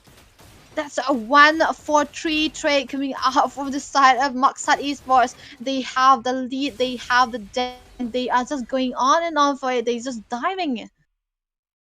Yeah, and as I was talking about mid turret, it was the very important. Like, if you take that mid turret in the early stage, you can just get access in the jungle. But Mm-hmm. Oh, that's a bloody hand connecting I, onto one, and it will be. Oh, that's he will eventually fall into the hands of Cetal. That's one kill for him, and the tempest of that will be onto the backside. He'll be taken quite low, but Shinzu will be taken down by Ryder with that combo with the four shreds. yeah, and blue team just used their all of the resources too early. If you ask me, they don't have that resources. They don't have the all in their hand. And if you ask on the red side, they have the lot of resources uh, standing out there. So they Mm-hmm. have the damage and the resources, so they can win team fight easily. Right now, if they take that team fights. Yeah, but looking at the bloody hunt, I mean, it's been committed here and there, but there wasn't much of a profitable choices that's coming out from him. But Seattle is quite a bit squishy for a tank at this point, and Lisa will be the one chasing out. That's the Iron Hook connecting onto one that he has to purify away, but Sinzo will take down Seattle into his own hands onto the backside rider. The Tempest of that will be committed as well as the Netherlands, but the rider will be taken down with that trade, and that's a jungle and a Rome with nothing, and Amorta is still held. I mean, he will be eventually taking that held back, and that's the Lord will be on the focus here. Amorta taking very low. AOZ onto the backside, connecting onto no one at the moment. But that's Cecilian being forced to flicker away, and right, Glorious Part will be committed, but he will be taken down eventually. There's a free log for the side of team Moxa Esports. Yeah, they are going too much aggressively. If you ask me, more than that. Before this match, they are not now going more aggressively now. Yeah, I mean they don't have the damage or the goal lead at this point. They do need to do the housekeeping and just try to farm out as fast as possible. But onto the red buff, there's a fight going on, and that's that's an attack connecting onto the Sweet Hall, and he will be falling into the hands of Granger as well. The Blade of the Tempest of Light will be committed eventually, but it will be defensively. Nothing will be in jeopardy here. Granger will be taken very low onto the backside. That's a glorious power committed as well, and Lisa will be the one saving his own team. And Ozzy onto the backside, he will eventually fall into the hands of Ryder. That's one kill for Ryder, and into the backside, that's another. Coconut, I mean, he's just diving into deep. It's just coming out into the backside. The Batspace will be the one that will be popped defensively. He's gonna be taken very low, but Granger will be the one taking him down, and Satyam as well, and Mota taking him down into his own hands. That's 2-3 kills that they are falling everywhere into the hands of Moxat Esports.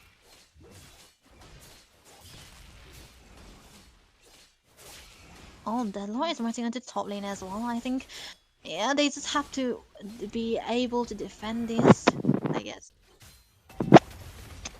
Not much of a casualty at this point. The inhibitors will be on to focus here. Three of the lanes are sinking actually. That's not much of a good trade, I would say, because of the ability for the side team DS to clear out the lords as fast as possible and as fast as they could. But looking at the drafting for the side of this team Moxa Esports, they do have that team fight lead with the presence of AOZ as well as that's an iron hook connecting onto Coconut. That's a tanker member you don't want to deal with. That's a slam committed again onto the backside. Ryder will be taken very low. He does have that Tempest of that on out for him. He can use it just defensively, but looking at the at the position and the plays that's done by Max on Esports, they're just playing it slow, just trying to take just trying to wait for the next lord to pop up in order to take this game as well. Looking at the activation, yeah, they do. I mean, Beatrix already does have the BLD. She's gonna hurt a lot if they take this game a little bit longer, and as well as the Sicilian, he does have that lantern into his own hands. He's gonna have to deal a lot of damage onto the tanker members. But there's a fight going on onto the backside. That's Coconut having to pop that split in order to survive. That's a big resource being burned away, but the Lord will be up in. Ryder will be spotted here, but there's a quad setter onto the backside, and yeah, he's gonna be safe for now. But the Lord is gonna be up in 5 seconds here. But the team DS are not in a position just to contest at this point. They do depend on the Iron Hook too much, but the Iron Hook hasn't been doing well for them. I mean, they do have to land a skill onto that Amota in order to take this slot, but there's a Tempest of Light committed again. Defensively, it's going to be taken quite low and eventually fall into the hands of the Granger. Again, there's a free lock for the side of team Moxat Esports. I mean, the goal lead is just piling up at this point. That's a 10k goal lead now with the presence of the Lord as well, and the lanes are sinking. The lanes are in favor of the side of Team Moxa Esports. They do have the lead, they do have the damage, but looking at Team DS, they have the clearing. The link's gonna be up in 16 seconds before the Lord is born, and I mean, at this point, he does have to do that macro plays, and the far laning, the clear, the split pushing possibility that the Link have with the mobility that it have in order to let his team stay in this game eventually longer.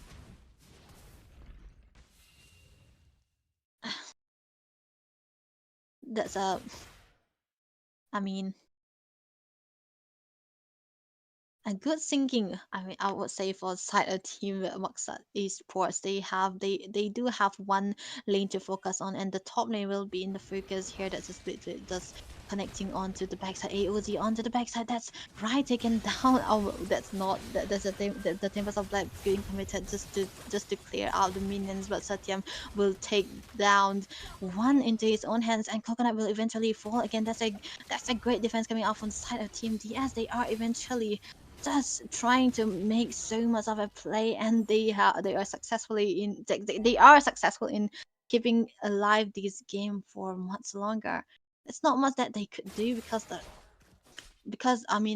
Max could do because of the lane clearing ability for the side team DS and the presence of the Sicilian. They do not want to let this game go a little bit farther. But onto the backside, there's a Franco connecting a hook onto Emota, and he'll iron hook. I mean, that's a bloody hunt, and he will be falling into the hands of Satyam. Satyam taking down of Ramis again. That's a great turns of events, I would say, because both of the teams are. I mean, Team DS didn't have a good lead, but now the Beatrix is coming online as well as the Sicilian. But onto the top side, that's Ryder in trouble, but he have to blade out that he used his Tempest of Blades away in order to survive that onslaught. The goal leads are just decreasing at this point. That's not much that they can say, but the damage coming off from the Sicilian as well as the Beatrix is going to be too much into the later part of this game, and the Granger might become a non-factor because of the lack of tower damage that it have. He does wanna go for that hero damage, not the tower damage, but he does have that stacking ability that they have, and the damage output it can come. But so does the Sicilian as well as the Beatrix. So at this point, they do have to be very careful in how they approach this team fight as well as the bloody hunt. He cannot, Amota, even though he does have that damage as well as the lead, he doesn't want to just face tag the bosses at this point because I mean the Franco's gonna be there to bloody hunt you. But oh, that's Lisa diving onto deep. Coconut will be just trying to take them low, but onto the backside AOZ will be connecting onto one, but Emota will be the one securing that lore into his own, and Satyan will be taken very very low, split connecting onto him. He'll be the one being annoyed by the glue, and Coconut will eventually take down the Beatrix into his own hands. That's a lot coming out for side of team Maxa Esport into top lane. And yeah, that's just one trade for the Granger, and you don't need the Granger to take down the turrets. You just need the lore, and they are happy with that trade. And the absence of the Beatrix as well as the Sicilian for the side of Team BS are making so much worth it for them. The Glorious Part will be committed again. There's Amota diving in, and Rai will be taken very, very low. He has to run away in order to survive, but that's immortality being popped. He's gonna be taken low, but he's gonna fall eventually into the hands of the Hayabusa and Amota. And Ryder will be the one who will focus onto that lore, but the base will be on the focus AOZ onto the back, and Mota will be taken very, very low. He will eventually fall into the hands of the Beatrix, and Beatrix securing the ball kill on his own. And that's another kill onto his side. And Lisa focusing on the base turret. That's it, ladies and gentlemen. You have your game. You have your winner of this best of 3 years. Team Maksat Esports taking this game eventually with discipline as well as coordination. I mean, checking at the itemization as well. Coconut, I mean, he was doing a lot of damage onto the Beatrix, and I was thinking maybe he was building a glowing one as well, but it was eventually the Beatrix dealing damage onto himself. That's a good setup as well as a itemization and a decisive team fight for the side of Team Moxa Esports. They have been doing amazing snowballing early game and just taking this game more and more. Eventually, they did throw the game at one point, but it was just um making them come back some more, and the damage dealt. Renzo again, 31% this game, and I mean he's sharing the damage a bit his teams this time around, but the Link hasn't been much of a factor because he hasn't been able to do the macro plays because of the presence of glue everywhere and him clearing much. But it was actually the Hayabusa that's just doing the macro plays for all by himself. And eventually they could take their game, chunking down the impetus one by one.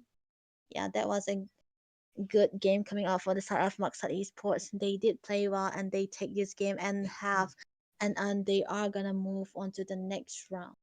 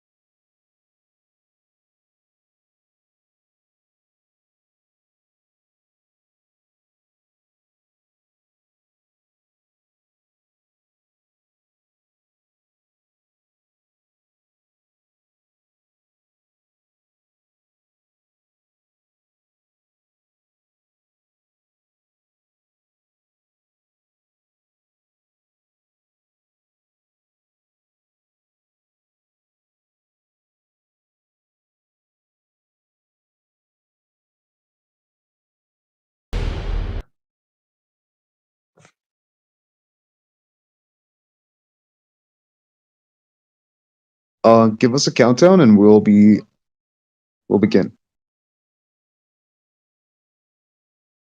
Well, it's already begin, Crucifix. Holy Are you and excited? welcome.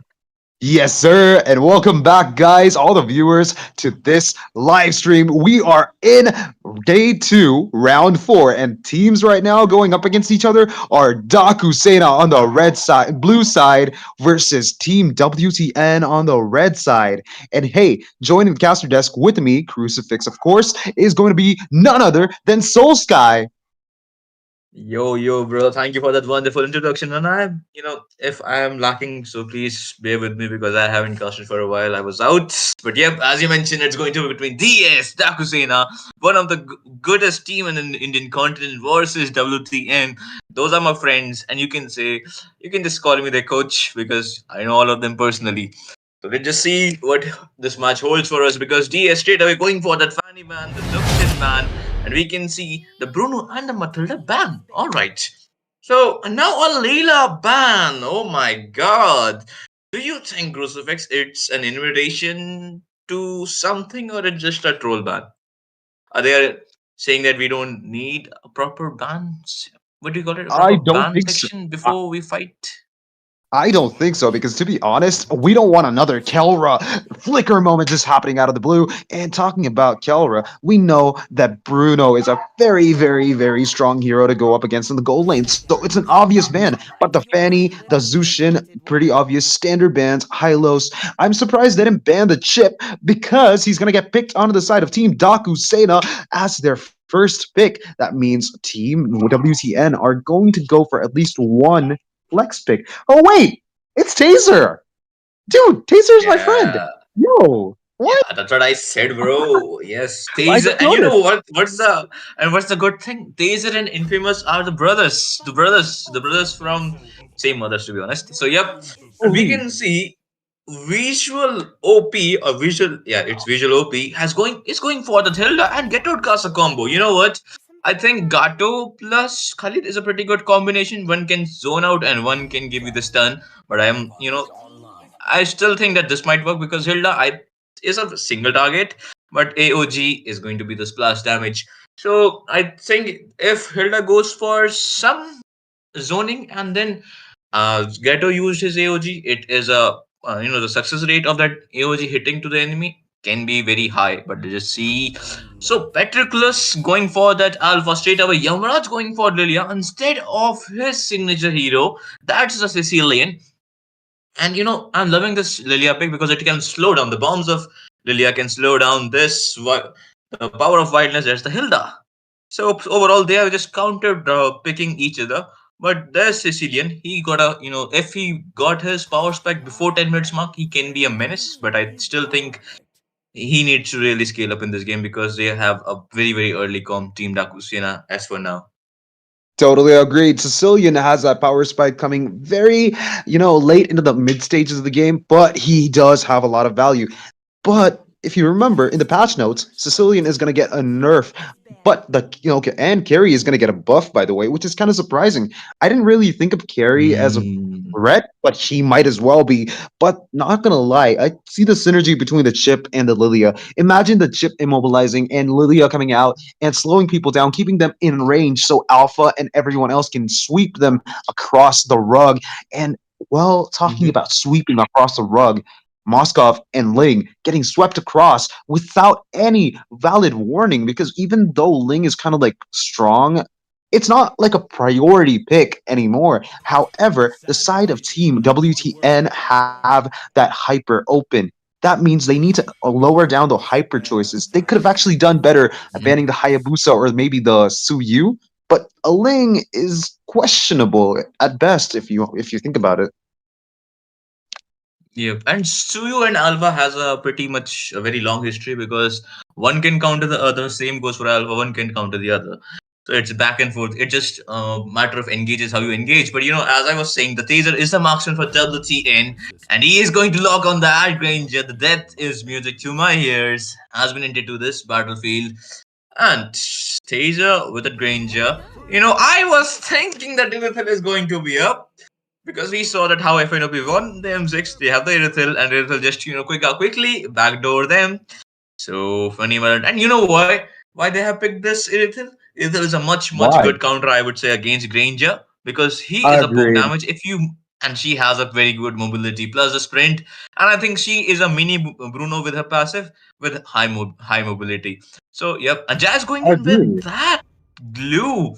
Okay, I can see pass up coming in this match, but Infamous is going for that Fredrin.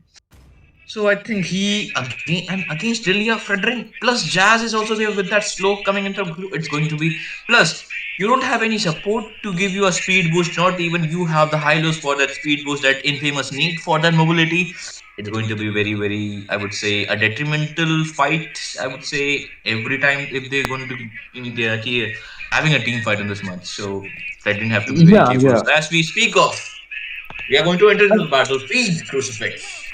Yup. And as the first light shines on the line of dawn, we are back again for an exciting match this evening. And not gonna lie, it all seems a little too good to be true. Alpha going for that blue buff, and Gatod going for that roam position. Hilda in the EXP lane. I like what I'm seeing, but will there be a lack or a gap in executions? I like what I'm seeing. I wish he could have said that also. Just kidding, just kidding. Oh no! But you know Oh what? no! Okay. So yeah, I was saying as I was speaking of, Glue is a very good pick against Hilda. I'm not saying that he will win the EXP laning, but I think he have the faster clear if you compare it to Hilda. Plus, he won't die if he has his pass. So it's a very True. good pick, I would say. And plus, they don't have any counter for the glue for now. And Funny Valentine going in for that early poke, but will be getting some damage there. Petriculus in the bottom lane. I think they're going to be gang taser. Yeah, I'm not gonna lie. I think Funny Valentine is going a little too hard on himself, trying to poke some damage. But then Oh, again, there is a team fight going on, and we see Fredrin's ultimate has been ultimate popped and has taken the first blood. Granger coming in, taser. Razor getting the double kill on the. Oh, good God, Irithel, you are too much of an overextender. You shouldn't have done that. Taser getting that double kill, giving a lot of gold for himself, and also some time for him to recall back to the base so he can actually get back that Oh. juicy HP. Yep. And you know what? Yamraj using his Purify before this turtle. 12 seconds for turtle.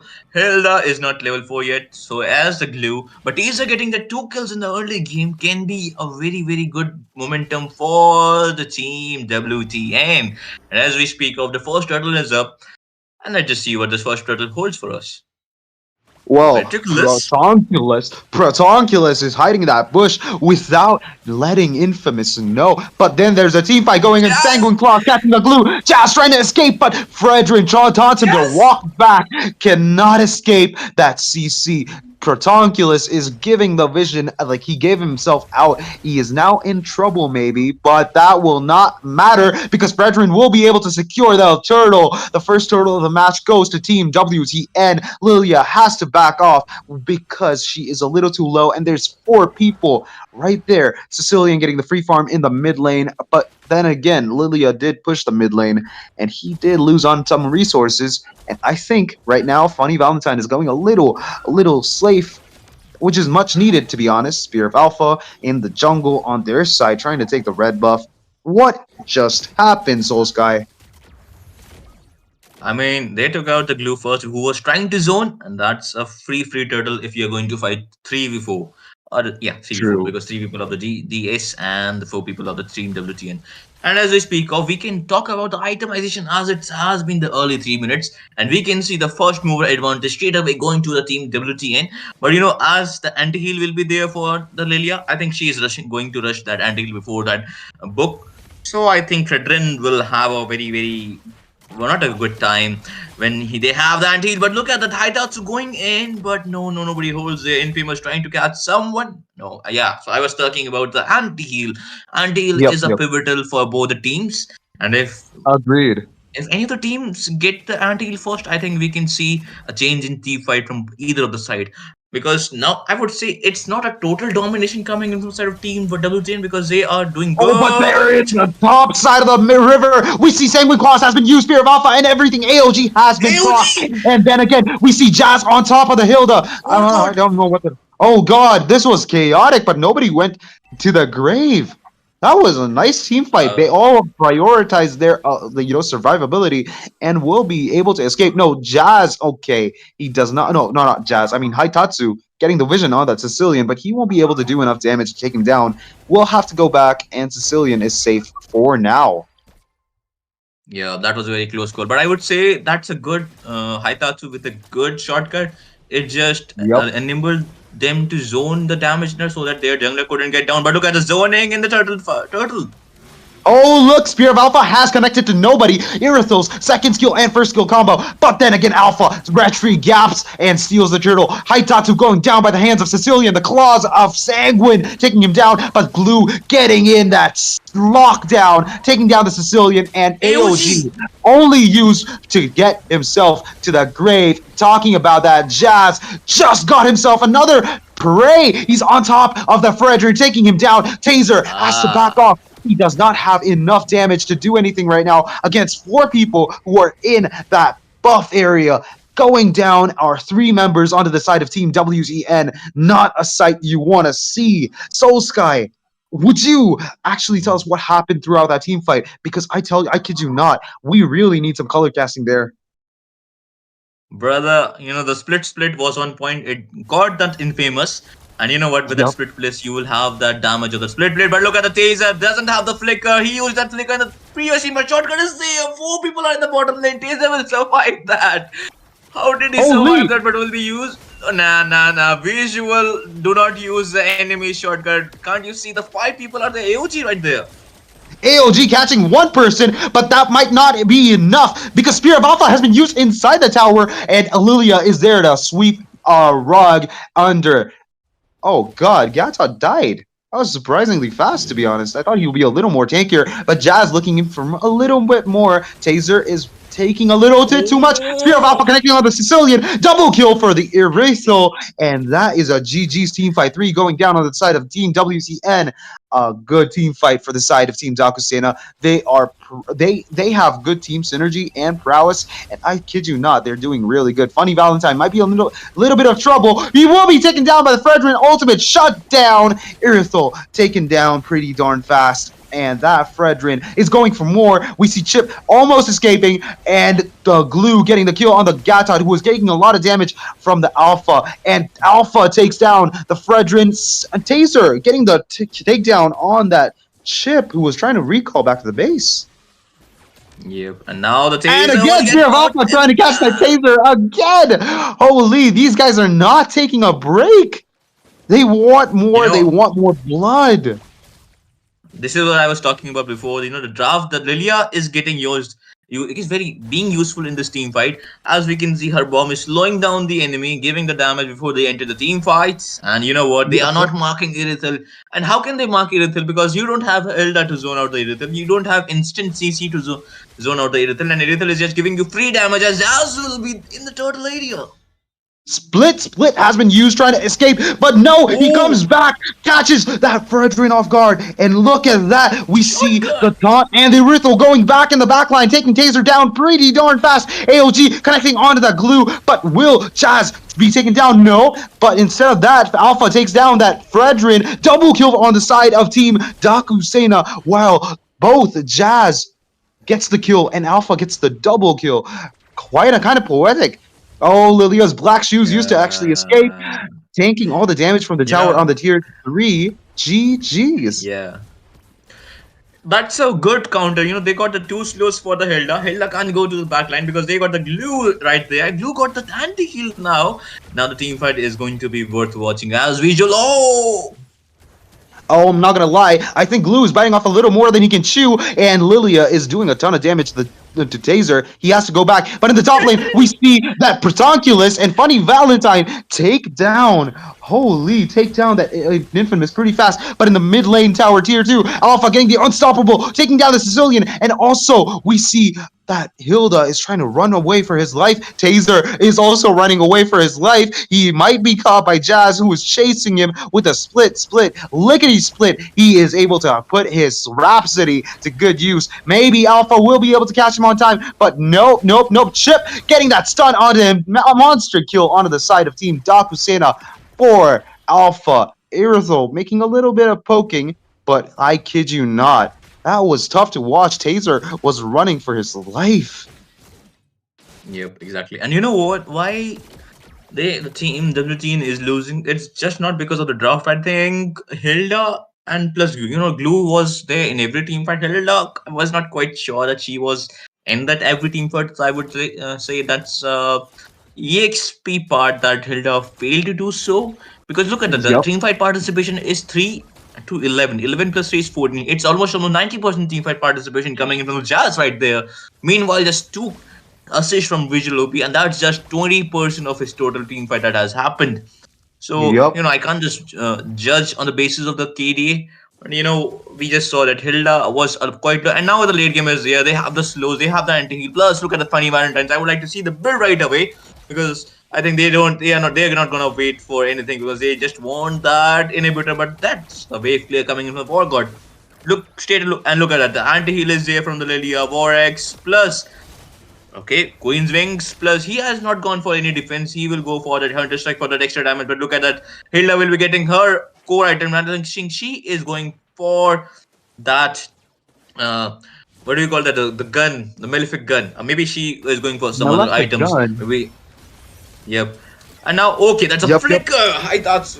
Holy! The Spear of Alpha has been used. AOG connecting on nobody, but the Granger is going to get the shutdown kill on the Chip, who overextended. Jazz getting the kill on Infamous, taking him down pretty fast inside the tower. This is going to be GG's. Irithyll doing a ton of damage. Godlike for the Alpha, taking down the Sicilian. Double kill, Yes. taking down that Hilda too. And that was GG's, that team fight. Lydia getting the killing spree on the Gatot, and that will be the Nexus getting taken down. A blast of a match to watch. Yeah, exactly. And now the fight has ended. PS came victorious in this game. So I would like to discuss a little. I would say not a good Bill prioritization coming in from Taser. He just gone for that Vorex, not Vorex, but this Sky Piercer. So I think he should not have gone for that Sky Piercer, man. You don't even have that kills and to get the stacks to Sky Piercer. What are you doing, brother? And so far, Agreed. so forth, they got countered so hard in that draft. I would say the team WTN. So Yep, yep. Not gonna I lie though, think when you they think will. about it, Yeah, go ahead. like Gatot Kacha and Hilda, both of them took a revitalize. They thought that this is gonna be like Brawl. It does not work like that. Mobile Legends is a hard game. Wait, I'll be right back. Yeah. All right, all right. So as you mentioned, the spell, I would say it's still palatable that you took the revitalize instead of the vengeance. But Fredrin got countered very hard from the Lilia, and nobody marked this Irithyll, so she just having the free damage of a life plus Petriculus after that first mess up in the first few minutes of the 3 minutes is there.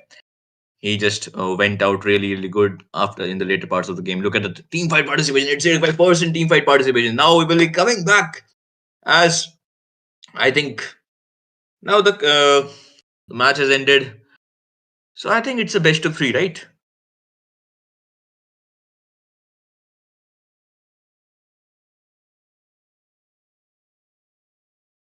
Yep. Yep. I know. So, so till then, guys, I think you guys can like, share, subscribe the stream. Look at the description. We have it's the round 4, day 2 of the MLO series season 1 Mobile Legends Odisha series 1. Please kindly like, share, subscribe the stream. Follow us on the Instagram and the Facebook page also, which is powered by RRG Esports. And as we speak of, I personally think Team WTN might have to work on their draft a lot, because if they could have picked Irithil instead of Granger right there, I would say they would still had that pretty good draft in terms of gold area, because still you banned out the gold laners. You don't have the Bruno to pick. You don't have the Moskov to pick. What else you could have picked Team DS? They could have gone for either the Beatrix or the other marksmen which are left. So it could have been on par to par game, but you know what? People learn from the mistakes. I think Team the team will learn from their mistakes. And now we can see the lobby is re-hosting. Till then, we will continue. And yep, until I will see you guys in a very short break. Until then, please don't go anywhere. Just 2 minutes, Mark. We will have a 2 minutes break. Until then, I will be see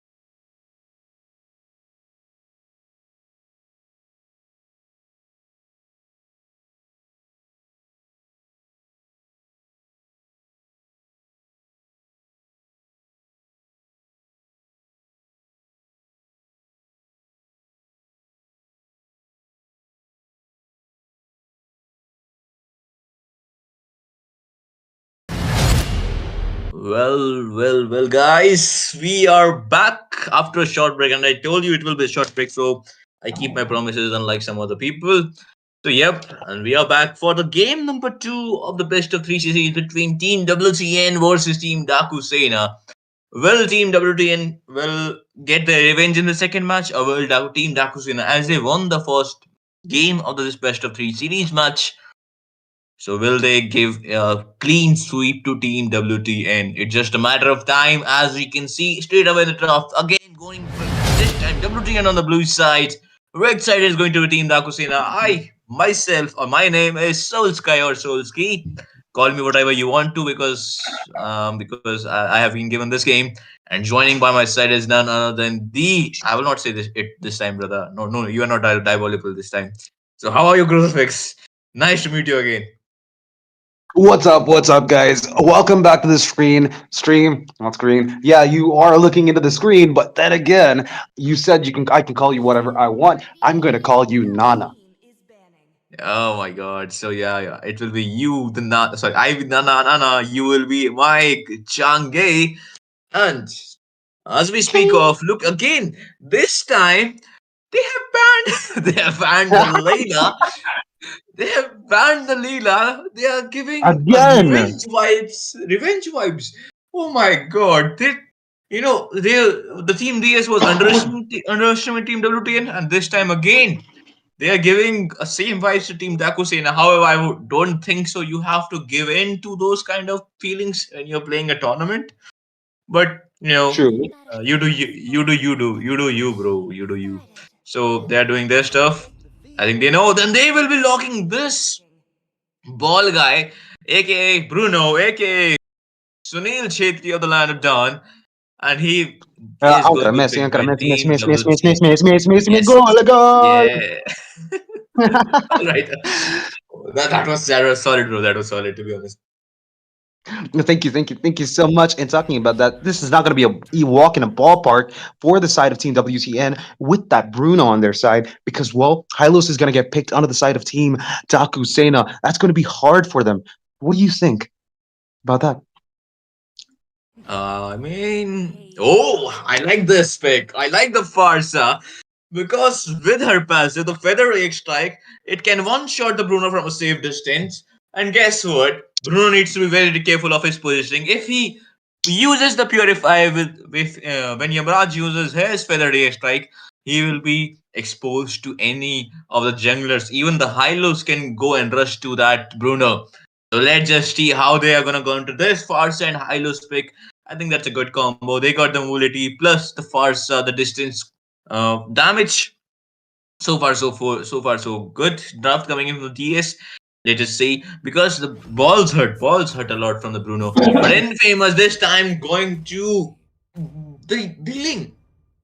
Okay, he is going with the link, but I just see War God. Will he pick? Okay, Snowman again going in with that Hilda pick. And I personally think Hilda is a good pick here because Yamraj is going to be in a very, I would say, a difficulty against Hilda players, because if Hilda lock the Yamraj, it will be difficult for him to position as well. But look at that. Jazz might go for this.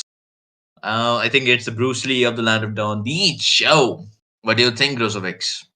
Be water, my friend, and that's how you win every single time. And Jazz is here to tell everyone that he is here to win with his water-like movements, the Jeet Kundo, the Shinpo, all of them setting for good kills on its Taser. Taser, I actually am worried about you. Even with that Purify, I don't really think you will be able to escape from that Hylos and that show. Yep, exactly. And I don't. Okay, they are going with a show. And now we will be moving on to the second phase of the draft. Patroclus will be getting the first ban, the second banning phase. And as you mentioned, the Purify alone will not be enough to counter Jazz plus the Yamraj plus the Haitatsu. But guess what? The Snowman is there to counter the Yamraj. Plus, Infamous going in with that length, straight away going in for that Yamraj. So Yamraj with a flicker, he might reposition himself with a flicker. But what about Infamous when if Hilda comes his own, and vice versa also? But True, true. the Luo ban, I mean, that's a good ban. If you don't want, I would not say that in stream, but you don't want any backdoor. So you just ban Luo because it can surprise you with the divergent plays. The name itself can explain that how dangerous the word is. But now I am F. I am F. Oh my god, what a name. So what do you think he's gonna ban here? I think they need to ban utility, like utility junglers, to be honest, because right now, if at all you actually have to face that lane, you need something worth the while. You need there That's correct. again, we see the utility jungler Alpha getting banned on the second phase. Not a bad decision because to be honest, Alpha could do that true damage that their team needs. Dakusena might actually just be in a tough spot with that Alpha ban, but then again, they do have a lot of other options going on for them, like Nolan and people who can actually just counter that Bruno. Maybe an Eamon. Who knows? I would say Suyu ban might be a very good ban again, as well as you mentioned the utility junglers. Plus, okay, here they are going with the Moscow. They don't want Funny Valentine to pick the Moscow, but Petroculus still has that Suyu left. Oh my god, Oh, whoa, here whoa, whoa, is whoa, the whoa! Amon. Here is the Amon. Petroculus. Oh no, no, he was just teasing you, Crucifix. Come on, man, come Oh on. no. Dude, Come on. that's bad. You don't do that to people. But then again, you know what you don't do to people? You don't dress up like a woman and go into the land of Dodd dressed as Lancelot. Thank God I didn't see any Lancelot cosplays recently. But then again, Lancelot's gonna get picked onto the side of Team Dakusena in the hands of Particulus, like as if he's from a Harry Potter movie. He's just gonna go in and out of fights in a matter of seconds. And talking about that, Yep, exactly. utility is what they lacked in the first place. To be honest, if the Hilda goes for the EXP or the roam position, he will be a little okay. I take it back. No. That Hilda is going to be paired up with an Akai who's going to be a disruptive force. Not something that you'd want to Mm. see against with, like Vixana who has good crowd control and a Ling, but that might work actually. I mean, you know why they have picked the Akai? I would say that if Haitatsu goes in with his glorious pathway, he will just disrupt them with his heavy spin. I think that's the game plan that the team WTN is going with. I mean, if I'm wrong, I'm wrong. I'm wrong. We can just see the game if I'm wrong. But as you mentioned, you don't go dress up like a woman in this Land of Dawn. But the Lancelot against Vexana, I don't think so. It works because Lancelot, if he gets a good MS plus a Shing Shing Shing, if he does it really well, I think you can't catch even the Lancelot with your terrorize that Wargod has in the S1, the skill one of the Vexana. But now the draft has been funny Valentine going in with that, I would say, a poke marksman. I think Bruno is still better than this Granger in terms of damage, but they can't melt straight away the Jazz and the Haitatsu. They really need a lot of damage. Plus, they have got the Yamraj to zone out. So this time, I think WTN has a better draft. But let's just see how it holds. As my brother Crucifix says, it's 60% of draft and 40% execution. How you execute depends. And if you execute well, your 40% can turn into 100% and you can win this game. As this is the best of three series. This is the game number two. First game won by Team Dakusena, who are on the right side this time. Let's just see if WTN make redemption arc in this game or will they get clean sweep by Team DS. We had the Yup, line of yup, Don and Crucifix. Take away. yes, yes, sir. We're in the land of Dawn against two heroes from the Dawning Heroes squad, Cho and Bruno. This is going to be a hero versus hero match. I'm not gonna lie though, there's 5 heroes in this game, and oh no, 10 heroes in this game, but only two of them are shining today in the land of Dawn. A Lancelot with his puncher, level one. That's what you actually go for. You don't go for the like. What do you call that? Three roses? I forgot the name of the second skill, but that skill is not something that you want to take when you're actually going to jungle as Lancelot. And Let's then just call again, we it. see the fast clearing onto the side in the mid lane. Okay, onto the side of Dakusena in the mid lane. They're not choosing to rotate. Instead, they're trying to go for a little bit of poke on the Yakai. Yep, exactly. And you know why? I think if the first move advantage, I would say Taser should go for that Dreadnought armor against this Granger because it will help also with this Lancelot. And you know what? As you mentioned, the B water, my friend, that's the show. Please be hydrated, guys. As you can see, a fight right away. And we see that Akai is trying to get his hands on that Farsa. The Nah. bird is able to fly away without any repercussions. And Hylos too will be able to escape with that revitalized battle spell. He is tanky as hell in the early game, and that's not something that you can actually disregard in this team fight that just happened. He can just escape without any problems. But then we see Hilda Snowman trying to look onto that Lancelot, giving vision on him. And in the top lane, Cho and Hilda are having a little bit of a skirmish, but that is off screen. But in the bot lane, we see that Infamous is getting a little too low in the hands of Hylos. Hylos is a force to be reckoned with. Yep, exactly. And that's a good poke coming in from the taser. Now the first turtle Yep. is up. Look at the Hilda. And I think now Hylos and Cho has switched from Rome to EXP. I think. Look at the Hylos clearing the XP. Or maybe they just want Hylos to be level 4 before the turtle. And he will not be level 4 as Snowman will be getting level 4 now this time. Cho being a menace going in for that blue buff. Okay, we can Yep, see and Cho. he's taking a little too much damage from the Vexana, but he gets the kick onto that Ling, finishing it off. The bird comes in. Hilda getting the kill on the Cho, who was trying to escape, but then again, we see that Akai was able to escape. Hilda trying to get a little more engages in, trying to get that Yamraj! Yumraj's death double kill for him. Cho and Yumraj go down, and we see that Hilda is in a tough spot. Revitalize has been popped, and Ling is here to take the kills, but Lancelot is able to escape with a puncher, and also Ling's ultimate, the Blade of Tempest, has been used. Hylos escaping away with Law and Order, but will not be able to because the Vexana is on him, and we see a lot of damage coming in from that Farsa. Killing spree for the Hilda, who's tanky as hell inside the bushes. And not gonna lie, that team Oh! fight, well, we see that Cho is a little too far in, and he will not be okay. He goes back with the G Kun Go, and he will be taken down by the Akai. Akai does a lot of Recall! damage. I think people underestimate the Akai. Ling is almost about to die to that turtle, though. What's your Mm. thoughts on that team fight? I mean, that was a beautiful. And Hilda being very useful. And as I mentioned before, and before the match start, that Hilda is going to menace to that Yamraj, and he is Yep. providing a lot of dividend, and he's proving why you shouldn't let that Hilda roam around freely. And this time they have got only one slow, so that's a relief for Hilda. But look at Haitatsu. And you know what? When the team fight was going on, Taser getting one kill Mm-hmm. on that Granger was just a cherry on the cake for the team blue team as they are leading from 6 to 1 ratio. Look at the Lancer going for stealing that blue buff. Will he successful? Will he be? No, he will not be successful. But we can see He the will top lane decide show to is escape. quite low. And yeah, he will just try to escape. But I would like to see the itemization so far because I think Hilda has gone for that Fury Hammer as a first item. Or maybe I'm wrong. Let's just see. Okay, she has bought that Thunderbolt. Good itemization for now. And Elegant Gem coming in from the high lows. But you can see Oh, Taser! now that we see that Bruno is getting taken down by the Feather Airstrike from the Farsa, who was doing it from a safe distance. Stun missing on the Akai, who was a little too far away from that stun. But then again, Taser is doing a ton of no, he's not doing anything. He's dead. But then the Granger is doing a ton of damage on the Akai. Will be able to take him down. And also, the Ling does not have any opportunities to take any kills. But High well. lows.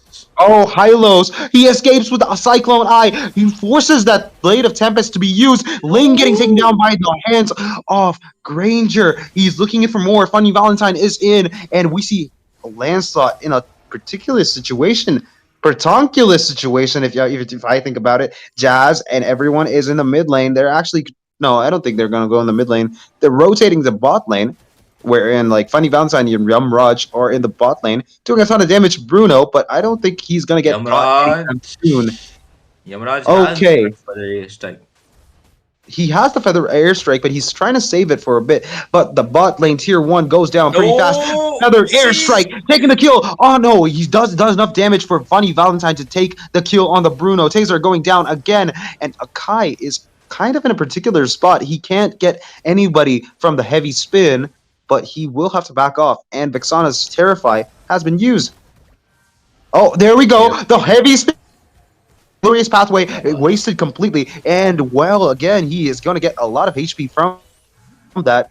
Ling will be able to secure the kill on the Hylos, who was pinned down to a wall. Yep. And for now, as we speak of that team fight is prolonged to I think approx 2 minute team fight right there. As the Ling will be not getting his blue buff, and look at the Ling, he's quite too low. Petriculus getting the kill of the lane. Jazz will be successfully going back. Will be using the Zikundo combination to go back. And as I was mentioning, the map control, the team WTN is not focusing on the map. They are losing the turrets. They are losing the objectives, the neutral objectives that gives you the extra edge over your enemy. The few gold leads. Plus, I would like to see the itemization because the feathered edge like Yamaraj is providing a lot of dividend. Look at it. And that's what I was talking about. He got that, what do you call it? There's blood wings. And the first item, I look at that feathered edge tag. He just zoning away, getting the neutral objectives. That's the turrets. And Malefic gun straight away. First item, I don't think so. It's a very good choice, but I think that's for penetration to Hilo Socho. Maybe that's what it might work, but he needs a little bit more damage. But Thunder Belt on Akai, bro, it's not a defense item, it's a pseudo defense item, but funny Valentine there. Getting caught by the Vexana's second skill, getting taken down, shut down for the side of Team WTN. Revitalize has been used, and Hilda is looking in for something. Cho just shinpos across the wall and is able to escape. But then again, Akai might not be able to. But the flicker has been forced. But the feathered airstrike is there to take it down. Ling gets the kill on the Lancelot though off screen, and we see a ton of damage going on to the Bruno. Double kill for Farsa, and the Farsa gets shut down instantly. Jazz is in a particular spot. He will not be able to escape from the Hilda, who has a mega kill on her right now. Will have a ton of farm too. He is not in the EXP lane. He is across the map. That's like the new Khalid meta. Yep, exactly. And beforehand, they didn't rotate, but this time Ling will be getting the blue buff. Snowman zoning that Pony Valentine will be using Flicker to escape. And now Haitatsu will be getting his first anti-heal after that Elegant Gem. I don't think so that he bought that Elegant Gem for extra mana. So, and for the passive also. So I think it might work. But IMF doesn't have the proper items and he will get melted quickly. He will be melted quickly. He will be forced to escape, and the Lord is spawned in. I think that Lancelot has a good chance. Thurple Roses has been used on the Litho Wanderer. I don't think that's a good idea. They could capitalize on it and take the Lord right now because everyone from the side of Team WCN are kind of low, Uh, or low in morale, if you ask me. But then again, you did talk about how Malefic Gun is a questionable item on Bruno. It's not actually yeah, because it's not. Bruno. It's not. I just It, said it is a it's very good item.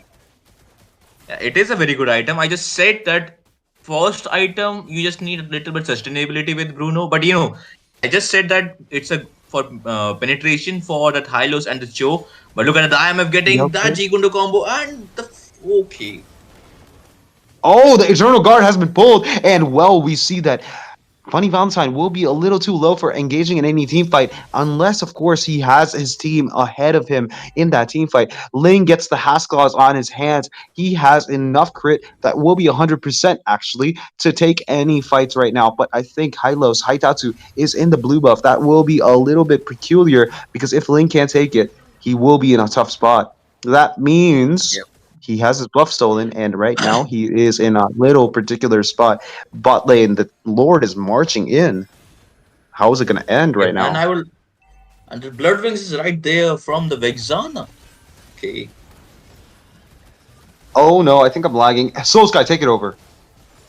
Okay, they can see the heavy spin right away, but there is a triangle coming in from that Petriculus. The Petriculus will be getting down from that Vexana, killing spree from the Vexana. 4 people are still up, 3 people are down of the team. Shutdown, double kill from the Valentine, and the shutdown coming in from the Yamraj, getting the kill of the Hilda. Only War God is left, who is 305 in this match. He has that Blood Wings for extra damage, plus the extra mobility from the passive coming in from the Blood Wings. Will he survive this 4v1? Okay, that's a good counter to that Jikundo combo, but Yamaraj is there. He got the feathered airstrike. What positioning is that Vexana? And he will get taken down easily as DS is not here. He is there.